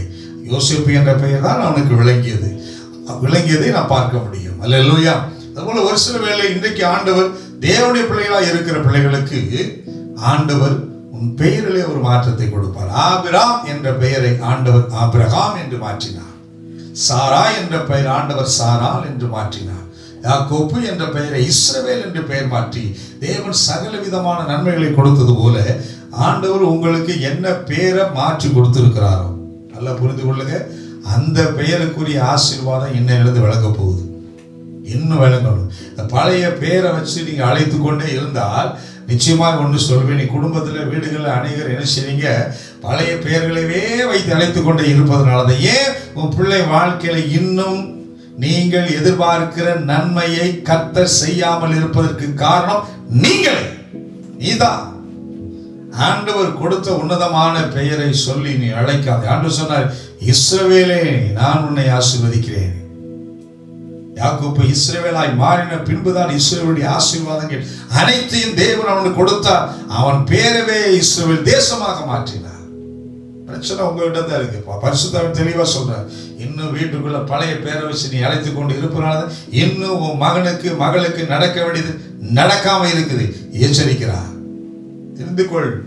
தேவன் வைத்து ஆசீர்வாதத்தை சுதந்திரமாய் பெற்றுக்கொள்ள கர்த்தர் சொல்கிற வார்த்தைக்கு கீழ்ப்படிந்து நட. அல்லேலூயா. ஏழாவதாக ஆதியாகமம் 41:45 ஆசாரியர் ஒரு பெண்ணை எடுத்து ஆஸ்நாத் என்ற பெண்ணை என்ன செய்கிறான், அவனுக்கு திருமணம் பண்ணி கொடுக்கிறான். நல்ல ஒரு அழகான ஒரு திருமண காரியத்தை நேர்த்தியாய் ராஜாங்கத்திலே நடைபெறக்கூடிய ஒரு உயர்ந்த திருமணமாக, உன்னத திருமணமாக, ஆசீர்வாதம் உள்ள திருமணமாக ஆண்டவர் அங்கே அவனுக்கு செய்து கொடுப்பதை நாம் பார்க்க முடியும். அல்லேலூயா. நல்ல உயர்ந்த மனுஷன். அந்த 7 ஆசீர்வாதங்கள் இதை கேட்கும்போது ரொம்ப சந்தோஷமா இருந்துச்சு. 7 ஆசீர்வாதம். அப்பா நமக்கு என்ன செய்யணும், இந்த 7 ஆசீர்வாதங்களை தேவன் கொடுத்தா எப்படி இருக்கும், நல்லா இருக்கும். அல்லேலூயா. பார்வோனுடைய அரண்மனைக்கு அதிகாரியாய் மாறுகிறான். இரண்டாவது எகிப்து தேசத்துக்கு அதிகாரி. மூன்றாவது பார்வோனின் முத்திரை மோதிரம். நான்காவது மெல்லிய வஸ்திரம். ஐந்தாவது பொன் சரப்பணி. ஆறாவது பேரில் மாற்றம். ஏழாவது ராஜாவால் நடத்தப்படுகிற திருமணம். ஃபுல்ஃபில் ஆகுது. கேட்கும்போது சந்தோஷமா இருக்கு. இந்த 7 ஆசீர்வாதத்தையும் கர்த்தர் தம்முடைய பிள்ளைகளாகிய நமக்கு உங்களுக்கு கொடுக்க போகிறார். எத்தனை கை ஓட்டி அல்ல சொல்ல போறீங்க? அல்லேலூயா, அல்லேலூயா. இதுல என்ன ஒரு காரியம்னா, கேட்டோடனே ஆஹா ஓகே ரைட், ஆண்டவர் நமக்கு ரொம்ப பெரிய ஆசீர்வாதம் நமக்கு கொடுத்துட்டாரு, ரொம்ப சந்தோஷமா இருக்குது என்று சொல்லி ரொம்ப சந்தோஷப்பட்டு போறது நல்லது. ஆனா இந்த 7 ஆசீர்வாதங்களையும் பெறுவதற்கு இதுதான் கஷ்டமா இருக்கும். இந்த 7 பெறுவதற்கு அந்த 13 ஆண்டுகளிலே அவன் கடந்து வந்த பாதை, அதுதான் ரொம்ப முக்கியம். நான் இப்போது ஃபர்ஸ்ட் பிளஸிங்க சொல்லிட்டேன், சுருக்கமாக சொல்லியிருக்கிறேன். ஆனால் அவன் கடந்து வந்த பாதை இருக்குதே, அதை நம்ம கவனிக்கணும். இன்னைக்கு அநேகர் அப்படித்தான் நினைக்கிறாங்க. நல்ல உன்னதமான உயர்வு. இன்னைக்கு பாஸ்டர் பார்க்கும்போது நல்ல மைக்கு, நல்ல ஸ்டேஜ், நல்ல எப்படி இருக்கிறாங்க என்று சொல்லி எடுத்த உடனே இதே போல நானும் மாறணும் என்று சொல்லி அநேகர் நினைப்பது உண்டு. ஆனால் இந்த ஊழியத்தின் பாதையிலே கடந்து வந்த காலங்கள் இருக்கிறது. இந்த இடத்துக்கு வருகிற அளவுக்கு, வந்து நிற்கிற அளவுக்கு தேவன் உயர்த்துவதற்கு காரணம் முந்தைய நாட்களில் கடந்து வந்த பாதையை நினைக்கும் பொழுதுதான், அதன் வழியாய் ஒருவன் கடந்து வரும் பொழுதுதான் இந்த இடத்துக்கு வர முடியும். எடுத்தோடனே வர முடியாது. அல்லேலூயா. எடுத்தோடனே 7 ஆசீர்வாதம் நல்லா புரிந்து கொள்ளுங்க. ரட்சிப்பு இலவசம், ஆண்டவர் ரட்சிப்பார். ஆனால் அந்த 7 ஆசீர்வாதம் வர்றதுக்கு அவன் 13 ஆண்டுகளானது. யோசிப்பு யாருடைய உதவி இல்லை, யாரும் சப்போர்ட்டு கூப்பிடல. நீ கண்ணே சொல்லுவாங்க, எனக்கு அவங்க கொடுக்கல, அவங்க உதவி செஞ்சா நான் முன்னாடி. எப்படி யாருடைய உதவியும் ஆண்டவர் யோசேப்புக்கு கொடுக்கல. உதவி எதிர்பார்த்தும் என்ன செய்யல, அந்த எதிர்பார்த்த நபர்களும் அவனுக்கு உதவி செய்யவில்லை. கர்த்தரே உயர்த்தினார். இதுபோல கர்த்தரே உங்களை உயர்த்தணும்னா முக்கியமாக கவனிக்கக்கூடிய 7 காரியம், அதை குறித்து. இதுதான் உண்மையான ஆசீர்வாதத்துக்கு போறதுக்கு எதுவான வாசல். யோசேப்பு கடந்து வந்த காரியத்தை குறித்து நாம் தியானிக்க போகிறோம். ஆதியாகமத்தின் புஸ்தகம் 37ஆம் அதிகாரம் எடுத்துக்கொள்வோம். ஆதியாகமம் 37ஆம் அதிகாரம் 24வது வசனம். அவனை எடுத்து அந்த குழியிலே போட்டார்கள். அது தண்ணீர் இல்லாத வெறும் குழியாய் இருந்தது. எவ்வளவு ஒரு முதல்ல இந்த உயர்ந்த அனுபவத்திற்கு, நல்ல ராஜாங்கத்தில் திருமணம் நடக்குதுன்னு நினைச்சு பாருங்க. அந்த காரியத்தை பெற்றுக்கொள்வதற்கு அவன் முதல்ல கடந்து வந்த பாதை தண்ணீர் இல்லாத வெறும் குழியில போட்டார்கள். ஒரு குழி தோண்டி, அது ஒரு தண்ணீரே இல்லாத குழி. குழிகள் அங்கே அநேக குழிகள் தோண்டி இருப்பாங்க. எதற்காக குழிகள் தோண்டி இருப்பார் என்று சொன்னால், 2 காரியங்களுக்காக இப்படிப்பட்ட குழிகளை தோண்டி இருப்பார்கள். முதல்ல எதுக்குன்னா, தண்ணீரை சேமித்து வைப்பதற்கு ஒரு குழியை தோண்டி வைப்பாங்க. இந்த காடுகள்ல பாத்தீங்கன்னா பெரிய பெரிய குழியை தோண்டி அதிலே தண்ணீரை சேமித்து வைக்க வேண்டும்.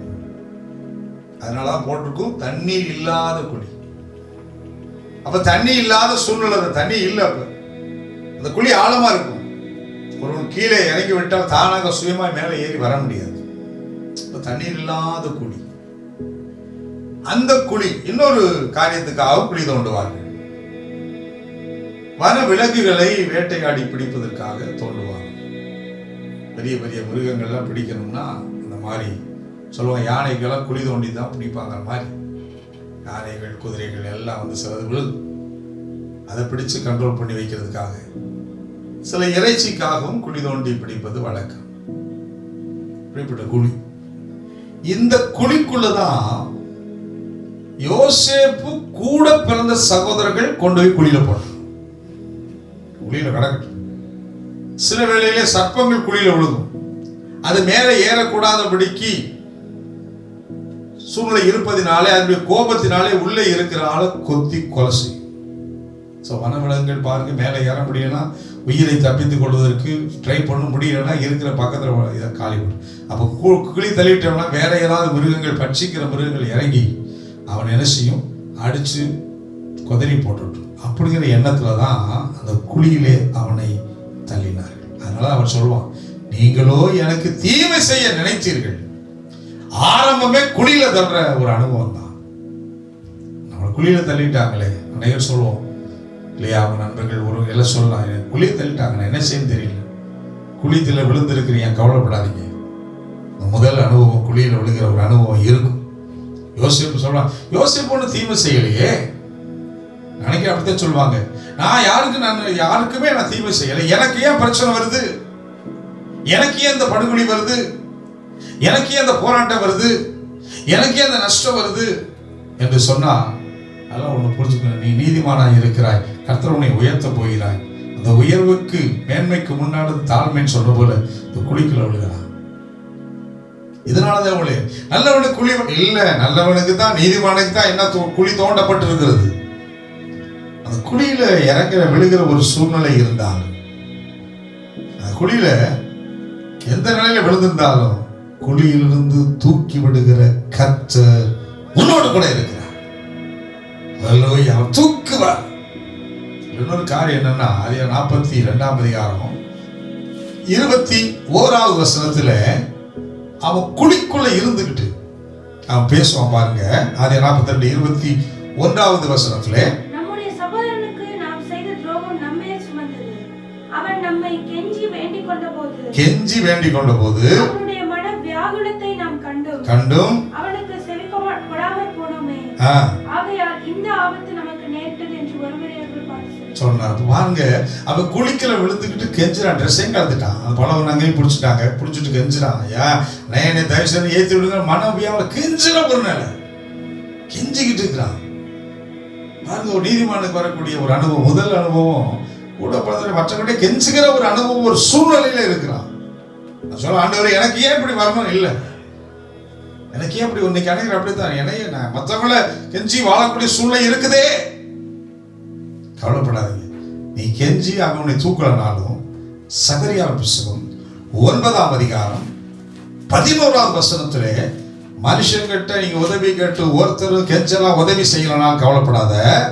சகரியா 9ஆம் அதிகாரம் 11வது வசனம் சொல்லுகிறது, உனக்கு நான் செய்வது என்னவென்றால், நீதிமானுக்கு செய்வது என்னவென்றால், தண்ணீர் இல்லாத குழியிலே அடைபட்டிருக்கிற உன்னுடையவர்கள், தண்ணீர் இல்லாத குழியிலே அடைபட்டிருக்கிற உன்னுடையவர்களை நான் உன் உடன்படிக்கையின் இரத்தத்தினாலே விடுதலை பண்ணுவேங்கிறார் ஆண்டவர். அல்லேலூயா. தண்ணீர் இல்லாத குழிதான், ஆனாலும் ஆண்டவருடைய கரம் விடுதலை பண்ணும்படியாய் அங்கே ஏறி வருவதை பார்க்க முடியும். தேவனுடைய வல்லமை, தேவனுடைய வார்த்தை தான் அங்க இறங்கி, அவன் மனசு குழிக்குள்ளதான் தலை நினைச்சான், ஆகிலும் தேவனுடைய வார்த்தை இறங்கி அவனை குழியிலிருந்து அவனை தூக்கினார்கள்.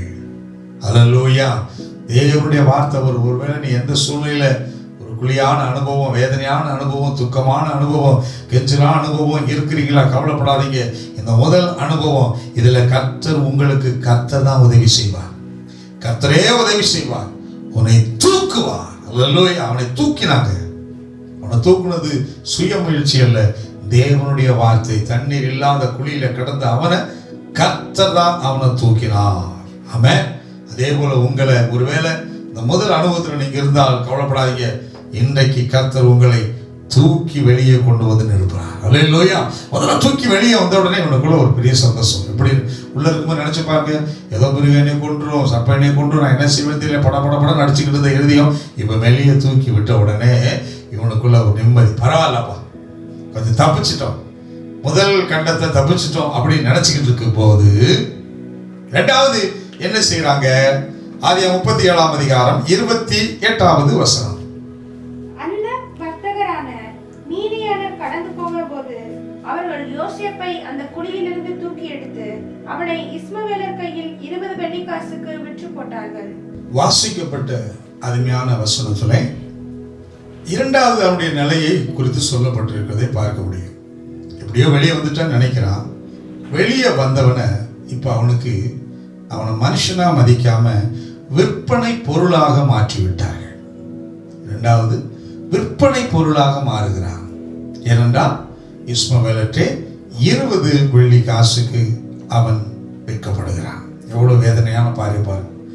மிகப்பெரிய ஐஸ்வர்யவானின் மகன் யாரு? இந்த யோசேப்பு. ஐஸ்வர்யவான், அவன் 2 பரிவாரங்களை உடையவன், கோடீஸ்வரன் மகன். இப்ப 20 வெள்ளி காசுக்கு இஸ்மவேலுடைய அடிமையாக விற்கப்படுகிறான். விற்பனை பொருளா மாறி இருக்கான். இஸ்மவேலுக்கே அடிமையாகி போல, அவனை விற்பனை பொருளாக வாங்குறான். ஏனென்றால் வர்த்தகர்கள் அவர்கள் ஜாமான் தூக்குறதுக்காக அவனை கொண்டு போய் திரும்பவும் அவனை கூட்டு வர முடியாது. இஸ்மவேல் எப்பொழுதுமே வாங்குற பொருளை திரும்ப கொண்டு வர மாட்டான். கொண்டு போய் எகிப்தில் கொண்டு வித்துட்டு வரவன். ஸோ இவனுக்கு இவனுக்கு என்ன சூழ்நிலை? விற்பனை பொருளாக மாறிட்டான். அதிலையும் இஸ்மவேலர்கள் ஆகாதவர்கள் என்று வேதம் சொல்லுகிறது. ஆதியாகமம் 28ஆம் அதிகாரம் 8ஆம் வசனத்திலே இஸ்மவேல் ஆகாதவர்கள் என்று அங்கே சொல்லப்பட்டிருக்கிறதை நாம் பார்க்க முடியும். ஆகாதவன்றையே போய் விற்பனை பொருளாகவே மாறிவிட்டான். எவ்வளவு வேதனையான ஒரு அனுபவம். ஏன்னா ஆகாத சம்பாஷணை நல்லொழுக்கங்களை கெடுக்கும் போட்டிருக்கு. அந்த ஆகாதவர்களுடைய கூட இணையக்கூடிய ஒரு காரியம். ஆகாதவரிடத்திலே ஆகாமியம் பிறக்குமா? 1 சாமுவேல் 24:13ஆம் வசனத்திலே. இப்படிப்பட்ட ஆகாத ஒரு மனுஷங்கிட்ட போய் விற்பனை பொருளாக மாறி அவனுக்கு தலைகுனிஞ்சு போய்கிட்டு இருக்கிற ஒரு 2வது ஒரு அனுபவம். முதல் அனுபவம் குழிக்குள் கிடக்கிற அனுபவம். 2வது அனுபவம் விற்பனை பொருளாக மாறினான். ஐஸ்வர்யவான், எஜமான், ஆளுகை செய்கிறவனா இருக்கிற வாழ்க்கை விற்பனை பொருளாக மாறிவிட்டான். அப்படியே தலை குனிஞ்சு. அது உடனே நடக்காது. இப்ப இங்கிருந்து குழியில தூக்கி இஸ்மவேல் இங்கிருந்து எகிப்துக்கு போகணும். அது ஒரே நாள்ல போக முடியாது. எத்தனை நாட்கள் அவன் எங்க படுக்க சொல்றானோ, ஒரு கல்லுல படு, இங்கே படுமா, அங்கதான் படுத்து கிடக்கணும். மலை மேல போனா பள்ளத்தாக்கு, அங்கதான் படு, அவன் கொடுக்கறத சாப்பிடணும். பாருங்க, ஒரு விற்பனை பொருளாக அடிமையாக அப்படியே தலை குனிஞ்சு அந்த ஒரு காலங்கள். 2வது காலம் இப்படிப்பட்ட காலம். சில ஆகாதவர்களுடைய சந்திக்கக்கூடிய நிலை உருவாகும். சொல்லுவாங்க, இவங்க மூஞ்சிலே முழிக்க கூடாது அப்படின்னு சொல்லியிருப்போம் இல்லையா? ஆமா, அப்படியேப்பட்ட முகத்தில் முழிக்கக்கூடிய சூழ்நிலை உருவாகும். ஏன் இப்படி எனக்கு வருது அப்படின்னு நினைக்காதீங்க. எப்படி விதமாய் ஆகாத இஸ்மவேலின் கையிலே விற்பனை பொருளாக இருந்தது போல ஒருவேளை அப்படிப்பட்ட சூழ்நிலையும் கூட நம்முடைய வாழ்க்கையில வந்திருக்கலாம். கர்த்தர் இன்னைக்கு அந்த அடுத்த ஸ்டெப்பு கூட்டு போயிடுவார். இது ஏற்கனவே வந்துருச்சுன்னா சந்தோஷப்படுங்க. நீங்க தாண்டி வந்துட்டீங்க, சீக்கிரமா 7 ஆசீர்வாதங்களை பெற போய் அர்த்தம். அல்லேலூயா. 3வது ஆதியாகமம் 37ஆம் அதிகாரம் 36ஆம் வசனத்திலே போத்திபர் கையிலே கொண்டு போய் அவன் என்ன செய்கிறான்? விற்கப்படுகிறான். அவனுக்கு என்னவாய் வைக்கிறான்? இப்ப விற்பனை பொருளாக இருந்தவன் 39ஆம் அதிகாரம் 17ஆவது வசனத்திலே ஒரு வார்த்தை சொல்லப்பட்டிருக்கும். ஆதியாகமம் 39ஆம் அதிகாரம் 17ஆவது வசனத்திலே அவனை நோக்கி, நீர் நம்மிடத்தில் கொண்டு வந்த அந்த எபிரேய வேலைக்காரன். 3வது போத்திபர் வீட்டிலே வேலைக்காரனாக மாறினான். இப்ப வேலைக்காரன், சர்வன்ட், ஒரு வீட்டு வேலைக்காரன்.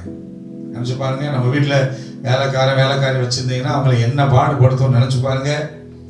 சில வீட்டுல சமயக்காரன் வச்சிருப்பாங்க, வீட்டுக்கு தொடங்க வருவாங்க, பாத்திரங்கள் வாங்க, அவங்களெல்லாம் எந்த அளவுக்கு வச்சிருப்பாங்க என்று சொன்னால் அனைவர்களுக்கு தெரியும். வேலைக்காரன் எந்த அளவுக்கு வச்சிருப்பான். வீட்டுல வேலை செய்யறோம்னா, இந்த வீட்டுல வேலை பார்க்கிறவங்களான்னு சொல்லும் போது அவங்க என்னதான் ஒரு பெரிய உயர்வான இடத்துல இருந்தாலும், அது 4 வீட்டுல வேலை செஞ்சு சம்பாதிச்சு வீட்டுல இருந்தா போதும். உங்க என்ன செய்யறாங்கன்னா வீட்டு வேலை பார்க்குறேன் என்று சொன்னாலே அது ஒரு தாழ்மையான அனுபவம். அந்த அளவுக்கு ஒரு வேதனைக்குரிய ஒரு காரியம். அந்த நிலைக்கு யார் போயிருக்கிறா? இந்த யோசேப்பு போய் வீட்டு வேலைக்காரன். எல்லா வீட்டில் இருக்க அத்தனை வேலை வந்து செய்யணும். அப்படி செய்யும் பொழுது அது ஏற்றுக்கொண்டான். செய்யும் பொழுது அதுல உண்மையா இருந்தனால போத்திப்பட்டிருக்கக்கூடிய அத்தனை வேலைக்கும் இவனை அதிபதியா மாத்துறான். அத்தனை பெரிய வேலைக்காரனா மாத்துறான். வேலைக்காரன் பெரிய ஒரு வேலைக்காரனாக ஒரு மாற்றுகிற ஒரு காரியம். எல்லாம் ஒண்ணு புரிஞ்சு கொள்ளுங்க. நாம் ரோமர்கள் நிருபம் 8ஆம் அதிகாரம் 28வது வசனம். அன்றியும் அவருடைய தீர்மானத்தின்படி அழைக்கப்பட்டவர்களாய் தேவனிடத்தில் அன்பு கூறுகிறவர்களுக்கு சகலமும் நன்மைக்கு ஏதுவாக நடக்கிறது என்று அறிந்திருக்கிறோம். நல்ல புரிந்து கொள்ளுங்க. ஆண்டவரத்தில் அன்பு கூறுகிற பிள்ளைகளுக்கு சகலமும் நன்மைக்கு ஏதுவாய் நடக்குது. அப்ப ஆண்டவர்கிட்ட அன்பு கூறுறதுனால நம்ம வாழ்க்கையில வந்தது வேலைக்காரனா இருந்தாலும் இது வேலைக்காரனா இருக்கணும், ரைட்? இது சகலம் நமக்கு நன்மைக்கு. சில வேலைகளிலே நீங்கள் வேலை செய்ய ஒரு ரொம்ப தாழ்த்தப்படலாம், கவலைப்படாதீங்க, சகலம் உங்களுக்கு நன்மைக்கு எதுவாக நடக்குது. அடுத்த ஸ்டெப்ஸுக்கு போகணும்னா இந்த சூழ்நிலைக்குள்ள ஆண்டவர் உருவாக்கி கொண்டு போறார். ஆண்டவர் பார்த்தீங்கன்னா ரொம்ப நல்ல ஆண்டவர். ஆண்டவர் எல்லாம் எனக்கு தெரியும். அதாவது ஒரு பெரிய பதவிக்கு போயினா கீழே இருக்க சொல்லுவான், என் காரியம் உங்களுக்குலாம் தெரியாது அப்படின்னு சொல்லுவான். அப்போ சொல்லுவான் மேலே இருக்கிறேன், எனக்கு தெரியும், நானும் அந்த பாதையிலே கடந்து வந்திருக்கிறேன். ஸோ அந்த பாதையில் இருந்தால் வேதனை என்னங்கிறத அறியணும். பின்னால் யோசிப்பு தலைவனாய் மாறணும் என்று சொன்னால் சாதாரண வீட்டு வேலைக்காரனாய் இருக்கிறவனுடைய நிலையையும் அவன் அறிந்திருக்க வேண்டும். அவனை உருவாக்குறார் பாரு, அவனை உருவாக்குனார், அந்த ஒரு காரியத்தை உருவாக்குறார். 4வதாக ஆதியாகமம் 39ஆம் அதிகாரம் 7 முதல் 13 வசனங்களில் இது பயங்கரமான ஒரு சோதனையின் காலம் என்றே சொல்ல முடியும். சோதனையினுடைய காலம், ஒரு பயங்கரமான சோதனையின் காலத்துக்கு நேராய் அவன் கடந்து போகிறான். அந்த சோதனையின் காரியங்களிலே தன்னுடைய வஸ்திரத்தை விட்டு விட்டு ஓடப்படுகிற ஒரு சோதனை நிலை. ஏனென்றால் தேவனுக்கு விரோதமான பாவம் செய்யக்கூடாது, ஆகையினாலே அதிலிருந்து விட்டு வெளியே போக வேண்டும். இன்னும் சொல்ல போனா ஆண்டவருடைய கட்டளைகளை கை கொள்வதற்கு ஏதுவான சோதனை. தேவனுடைய கற்பனைக்கு ஒருவன் கை கொள்வானா கை கொள்ள மாட்டானா என்ற சோதனையை அங்கே யோசேப்புக்கு தேவன் வைத்தார். ஏனென்றால் ஒரு உயர்வு கிடைக்கும் போது இப்படிப்பட்ட பலவிதமான சூழ்நிலைகள் அவன் வாழ்க்கையில் ஏற்படும். அதிலே அவன் சிக்கிக் கொள்ளாதபடிக்கு தன்னை பாதுகாத்துக் கொள்ள வேண்டும் என்றால் ஆண்டவருடைய கட்டளைக்கு கீழ்ப்படுகிறானா கீழ்ப்படியலையா என்ற ஒரு சோதனை. ஆதியாகமம் 39ஆம் அதிகாரம் 9ஆம் வசனத்தில் சொல்லப்பட்டிருக்குது, நான் இத்தனை பெரிய பொல்லாங்குக்கு உடன்பட்டு தேவனுக்கு விரோதமான பாவம் செய்வது எப்படி என்று தன்னை அவன் விலக்கி பாதுகாத்துக் கொள்கிறான். என்னுடைய கட்டளை என்ன? யாத்திராம் 20ஆம் அதிகாரம் 7ஆம் வசனம் சொல்லுகிறது, பிறனுடைய வீட்டை இச்சியாதிருப்பாயாக, பிறனுடைய மனைவியையும் இச்சியாதிருப்பாயாக. இது தேவனுடைய கட்டளை. இந்த கட்டளைக்கு அவன் கீழ்ப்படுகிறான் என்கிற ஒரு சோதனையின் காலம். நீதிமொழி 6ஆம் அதிகாரம் 29ஆம் வசனம் சொல்லுகிறது, பிறனுடைய மனைவிடத்தில் பிரவேசிப்பவன் ஆக்கினைக்கு தப்பான் என்று சொல்லப்பட்டிருக்கு. ஆகையினாலே ஆண்டவர் வைத்த அந்த சோதனையிலே அந்த காலத்துக்குள்ளே அவன் பிரவேசித்து அந்த சோதனையை அவன் ஜெயித்தான். அல்லேலூயா. ஸோ பல வேளையில் நம்முடைய வாழ்க்கையில் கூட சூழ்நிலை மாறுபடும் பொழுது இந்த அப்படிப்பட்ட சூழ்நிலை சோதனை வரும். தேவனுடைய கற்பனை இது ஒரு கற்பனை. எந்த கற்பனையில கர்த்தர் உங்களை சோதிக்கிறார் என்பது கர்த்தருக்கு தான் தெரியும். இப்படித்தான் வரும் என்று அல்ல. சில வேளை பொய் சொல்லாதிருப்பாயாக சொல்லப்பட்டிருக்கும். அதில் பொய் சொல்றானா பொய் சொல்ல மாட்டானா என்பதை சோதித்து பார்ப்பார். களவு செய்யாதிருப்பாய் சொல்லப்பட்டிருக்கும். சில வேளை நிறைய கொடுத்து அது சரியா உண்மையா இருக்கிறானா என்று சொல்லி சோதித்து பார்ப்பார். ஆண்டவருடைய காரியங்களில் பொறுப்பு கொடுப்பாங்க. அந்த பொறுப்புல உண்மையா இருக்கிறையா இல்லை அதில் உன்னுடைய சுய புத்தியை காண்பிக்கிறாய் என்று டெஸ்ட் பண்ணி பார்ப்பார். அதுதான் உனக்கு சோதனை. ஒவ்வொருத்தருக்கும் இந்த சோதனை இல்லை, எந்த சோதனையில கர்த்தர் சோதிப்பார் என்பது நமக்கு தெரியாது. ஆனால் கர்த்தருக்கு தெரியும். அந்த காரியத்தினாலே உங்களை சோதிக்கும் பொழுது அதில் நீங்க என்ன செய்யணும்? ஜெயிக்கிறவர்களாய் காணப்படணும். அல்லேலூயா. அல்லேலூயா. ஜெயித்தார். 5வதாக 39ஆம் அதிகாரம் 40வது வசனம். ஆதியாகமம் 39:40 யோசேப்பின் எஜமான் அவனை பிடித்து ராஜாவின் கட்டளையிலே காவல் வைக்கப்பட்ட சிறைச்சாலையிலே கொண்டு போய் விட்டான். சோ 5வது சிறைச்சாலையின் அனுபவம். சிறைச்சாலைக்குள்ளே கைதிங்கிற பேர்ல உள்ள வரும். எகிப்துக்குள்ள உள்ள வரும்போது எல்லாம் நினைச்சு பாருங்க, ஒன்றுமில்லாத குழிக்குள்ளே ஒரு ஒன்றுமில்லாத அனுபவம். குழி என்றால் ஒன்றுமில்லாத, என்ன வஸ்திரத்தை உறிஞ்சு கொண்டான். ஸோ நிர்வாணியா இருக்கக்கூடிய சூழ்நிலை. நிர்வாணம் என்று சொல்ல ஒன்றும் இல்லாத அனுபவம், ஒன்றுமில்லாத நிலை. முதல் நிலை கவனிங்க, ஒன்றும் இல்லை. அல்லேலூயா. ஆண்டவர்களை வரவங்களுக்கு முதல்ல ஒண்ணுமே இல்லாம தான் இருக்கும். மேலே ஏறின உடனே விற்பனை பொருள், வேடிக்கை பொருள் அந்த மாதிரி ஆகும். ரெண்டாவது. மூன்றாவது வேலைக்காரன். நான்காவது வரக்கூடிய சூழ்நிலை கற்பனைக்கு கீழ்ப்படுகிறவன்.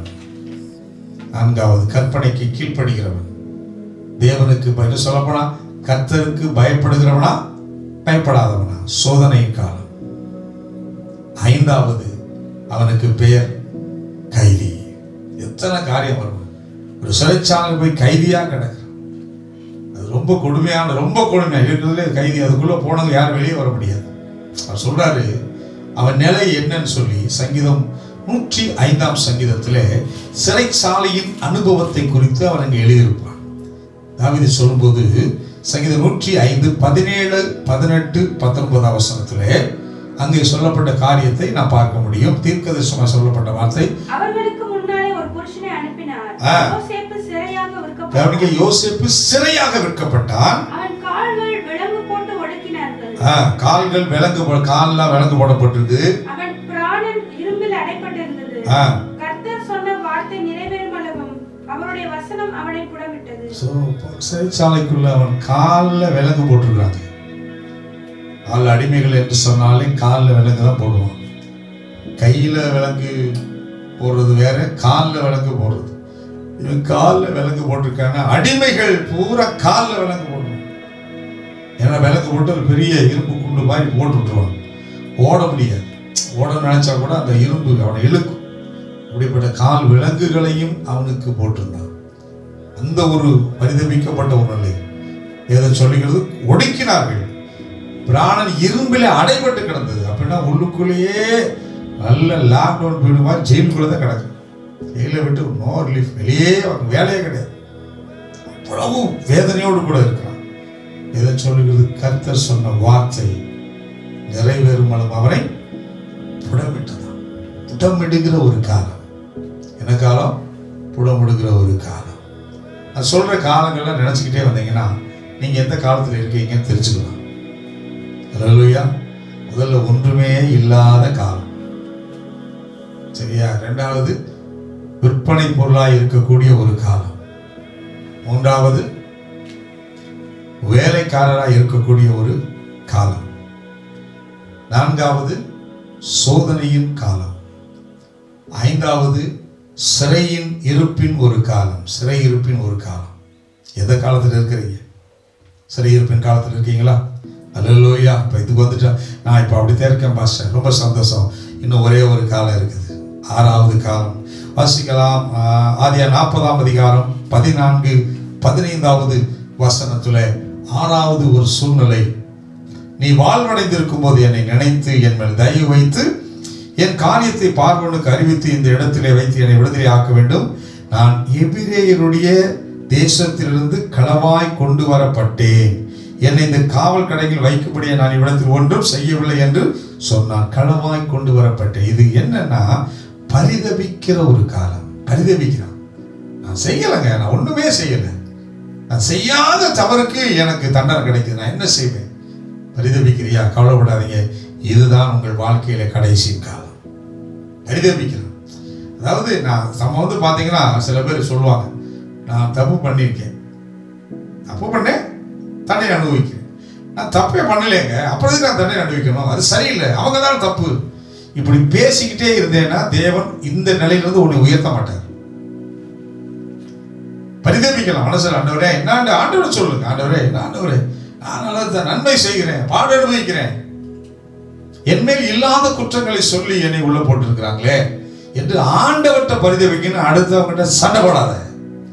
நீ அடுத்தவங்க சண்டை போட்டா பார்த்துக்கிட்டே இருப்பார், நீ போட்டுக்கிட்டே இரு. சிலவர் கூட பிறந்த தம்பிகிட்ட, கூட பிறந்த அண்ணன்ட்ட, கூட பிறந்த தங்கச்சிட்ட, கூட பிறந்த அக்காட்ட, அக்கா இப்படி போட்டு சண்டை போட்டுக்கிட்டே இருந்தீங்கன்னு நீங்க அப்படியே நீ சண்டை போட்டுக்கிட்டே இரு. இந்த காலம் எப்போ முடியும்னா அப்படியே அமைதியா எல்லாம் சரி அவ்வளவுதான் என்று சொல்லி இருக்கிற வரைக்கும் இவன் பாருங்க இந்த பரிதவிப்பான்.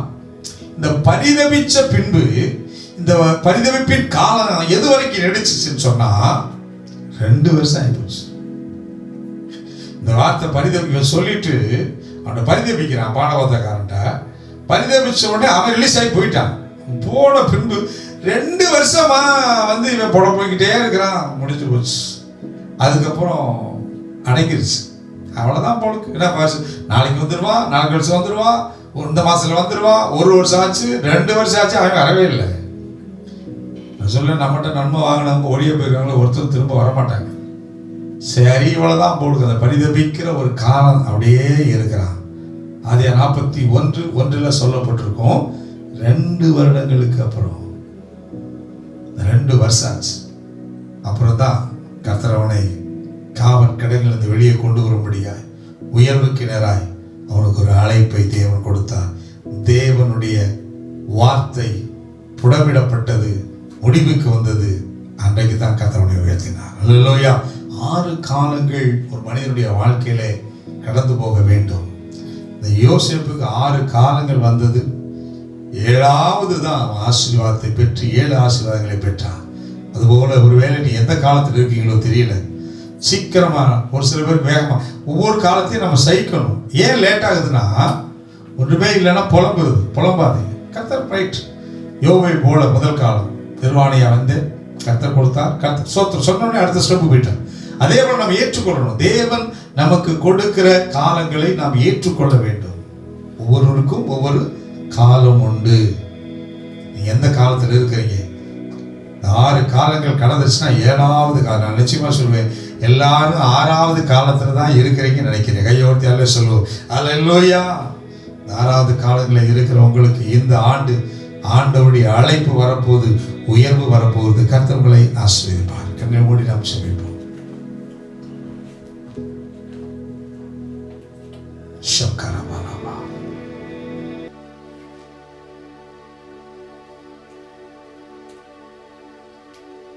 Hallelujah.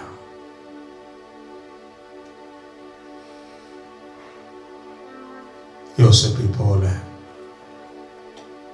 ஒவ்வொரு காலங்களிலே பிள்ளைகள் வேதனையோடு கூட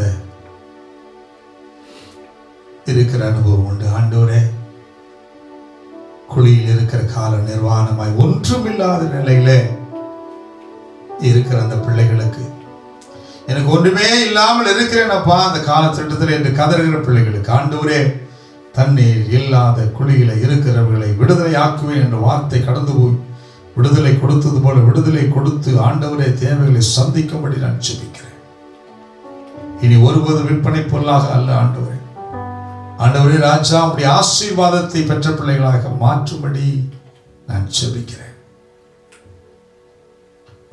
வேலை ஸ்தலத்திலே வேலைக்காரராய் இருக்கிற பிள்ளைகளுக்கு ஆண்டவரே ஞானத்தையும் அறிவையும் எவ்விதமாய் யோசிப்பு கொடுத்து நீர் அவனோடு கூட இருந்தது போல வேலைக்கு போகிற பிள்ளைகளோடு நீர் கூட இருந்து ஞானத்தை அருளுகிற ஆவியினாலே நிரப்பும்படி நான் ஜெபிக்கிறேன்.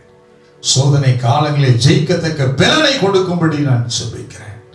எல்லா சிறையின் அனுபவங்கள் இயேசுவின் நாமத்தினாலே மாறும்படி நான் ஜெபிக்கிறேன். ஒருபோது எல்லா நிலையும் பிள்ளைகள் பரிதபிக்காதபடிக்கு தேவனே இந்த நாளில உயர்வை கொண்டு வரும்படி, இன்றிலிருந்து உயர்வின் ஆசீர்வாத, உன்னதமான ஆசீர்வாத, மேன்மையான ஆசீர்வாதத்தை ஆண்டவர் எவ்விதமாக 7 விசேஷமான ஆசீர்வாதங்களை யோசேப்புக்கு கொடுத்தது போல நீர் கட்டளை இடும்படி நான் ஜெபிக்கிறேன். 7 ஆசீர்வாதங்கள் பிள்ளைகள் மேல் அப்படியே இறங்கும்படி நான் ஜெபிக்கிறேன். ஆண்டவரே, இறங்கும்படி அரண்மனைக்கு அதிகாரியாய் மாற்றின அதே ஆசீர்வாதம் பிள்ளைகள் மேல் இறங்கட்டும். தேசத்துக்கு அதிகாரியாய் மாறின யோசேப்பின் ஆசீர்வாதம் இறங்கட்டும். பார்வோனின் முத்திரை மோதிரம் பெற்ற ஆசீர்வாதம் ஒவ்வொரு பிள்ளைகளுக்கும் இறங்குவதாக. மெல்லிய வஸ்திரத்தின் ஆசீர்வாதங்கள் இறங்கட்டும். பொன் சரப்பனுடைய ஆசீர்வாதம் இறங்கட்டும். பேருக்கேற்ற ஆசீர்வாதம் இறங்கும்படி நான் ஜெபிக்கிறேன், ஸ்தோத்திரிக்கிறேன், துதிக்கிறேன். ஆண்டவர், நல்ல ஒரு வாழ்வை நீர் அமைத்து கொடுக்கும்படி நான் ஜெபிக்கிறேன். அந்த ஒவ்வொரு பிள்ளையும் பிதா, குமாரன், பரிசுத்தாவின் நாமத்தினாலே ஆசீர்வதிக்கிறேன். இயேசுவின் நாமத்தில் நல்ல பிதாவே, ஆமென். சேர்ந்து சொல்வோம், என் ஆத்துமாவே கர்த்தரை ஸ்தோத்திரி, என் முழு உலகத்துடைய பரிசுத்த ஸ்தோத்திரி. என் ஆத்துமாவே கர்த்தரை ஸ்தோத்திரி, கர்த்தர் செய்த செல்வார்களை மறவாதே. ஆமென். நம்முடைய கர்த்தராகிய இயேசு கிறிஸ்துவின் கிருபையும் பிதாவாகிய தேவனுடைய அன்பும் தூய ஆவியானவருடைய நினைக்கும் வழிநடத்தல் என்னுடைய சதா காலங்கள் நம்மளோடு கூட தங்கி தாபரிப்பதாக. ஆமென், ஆமென்.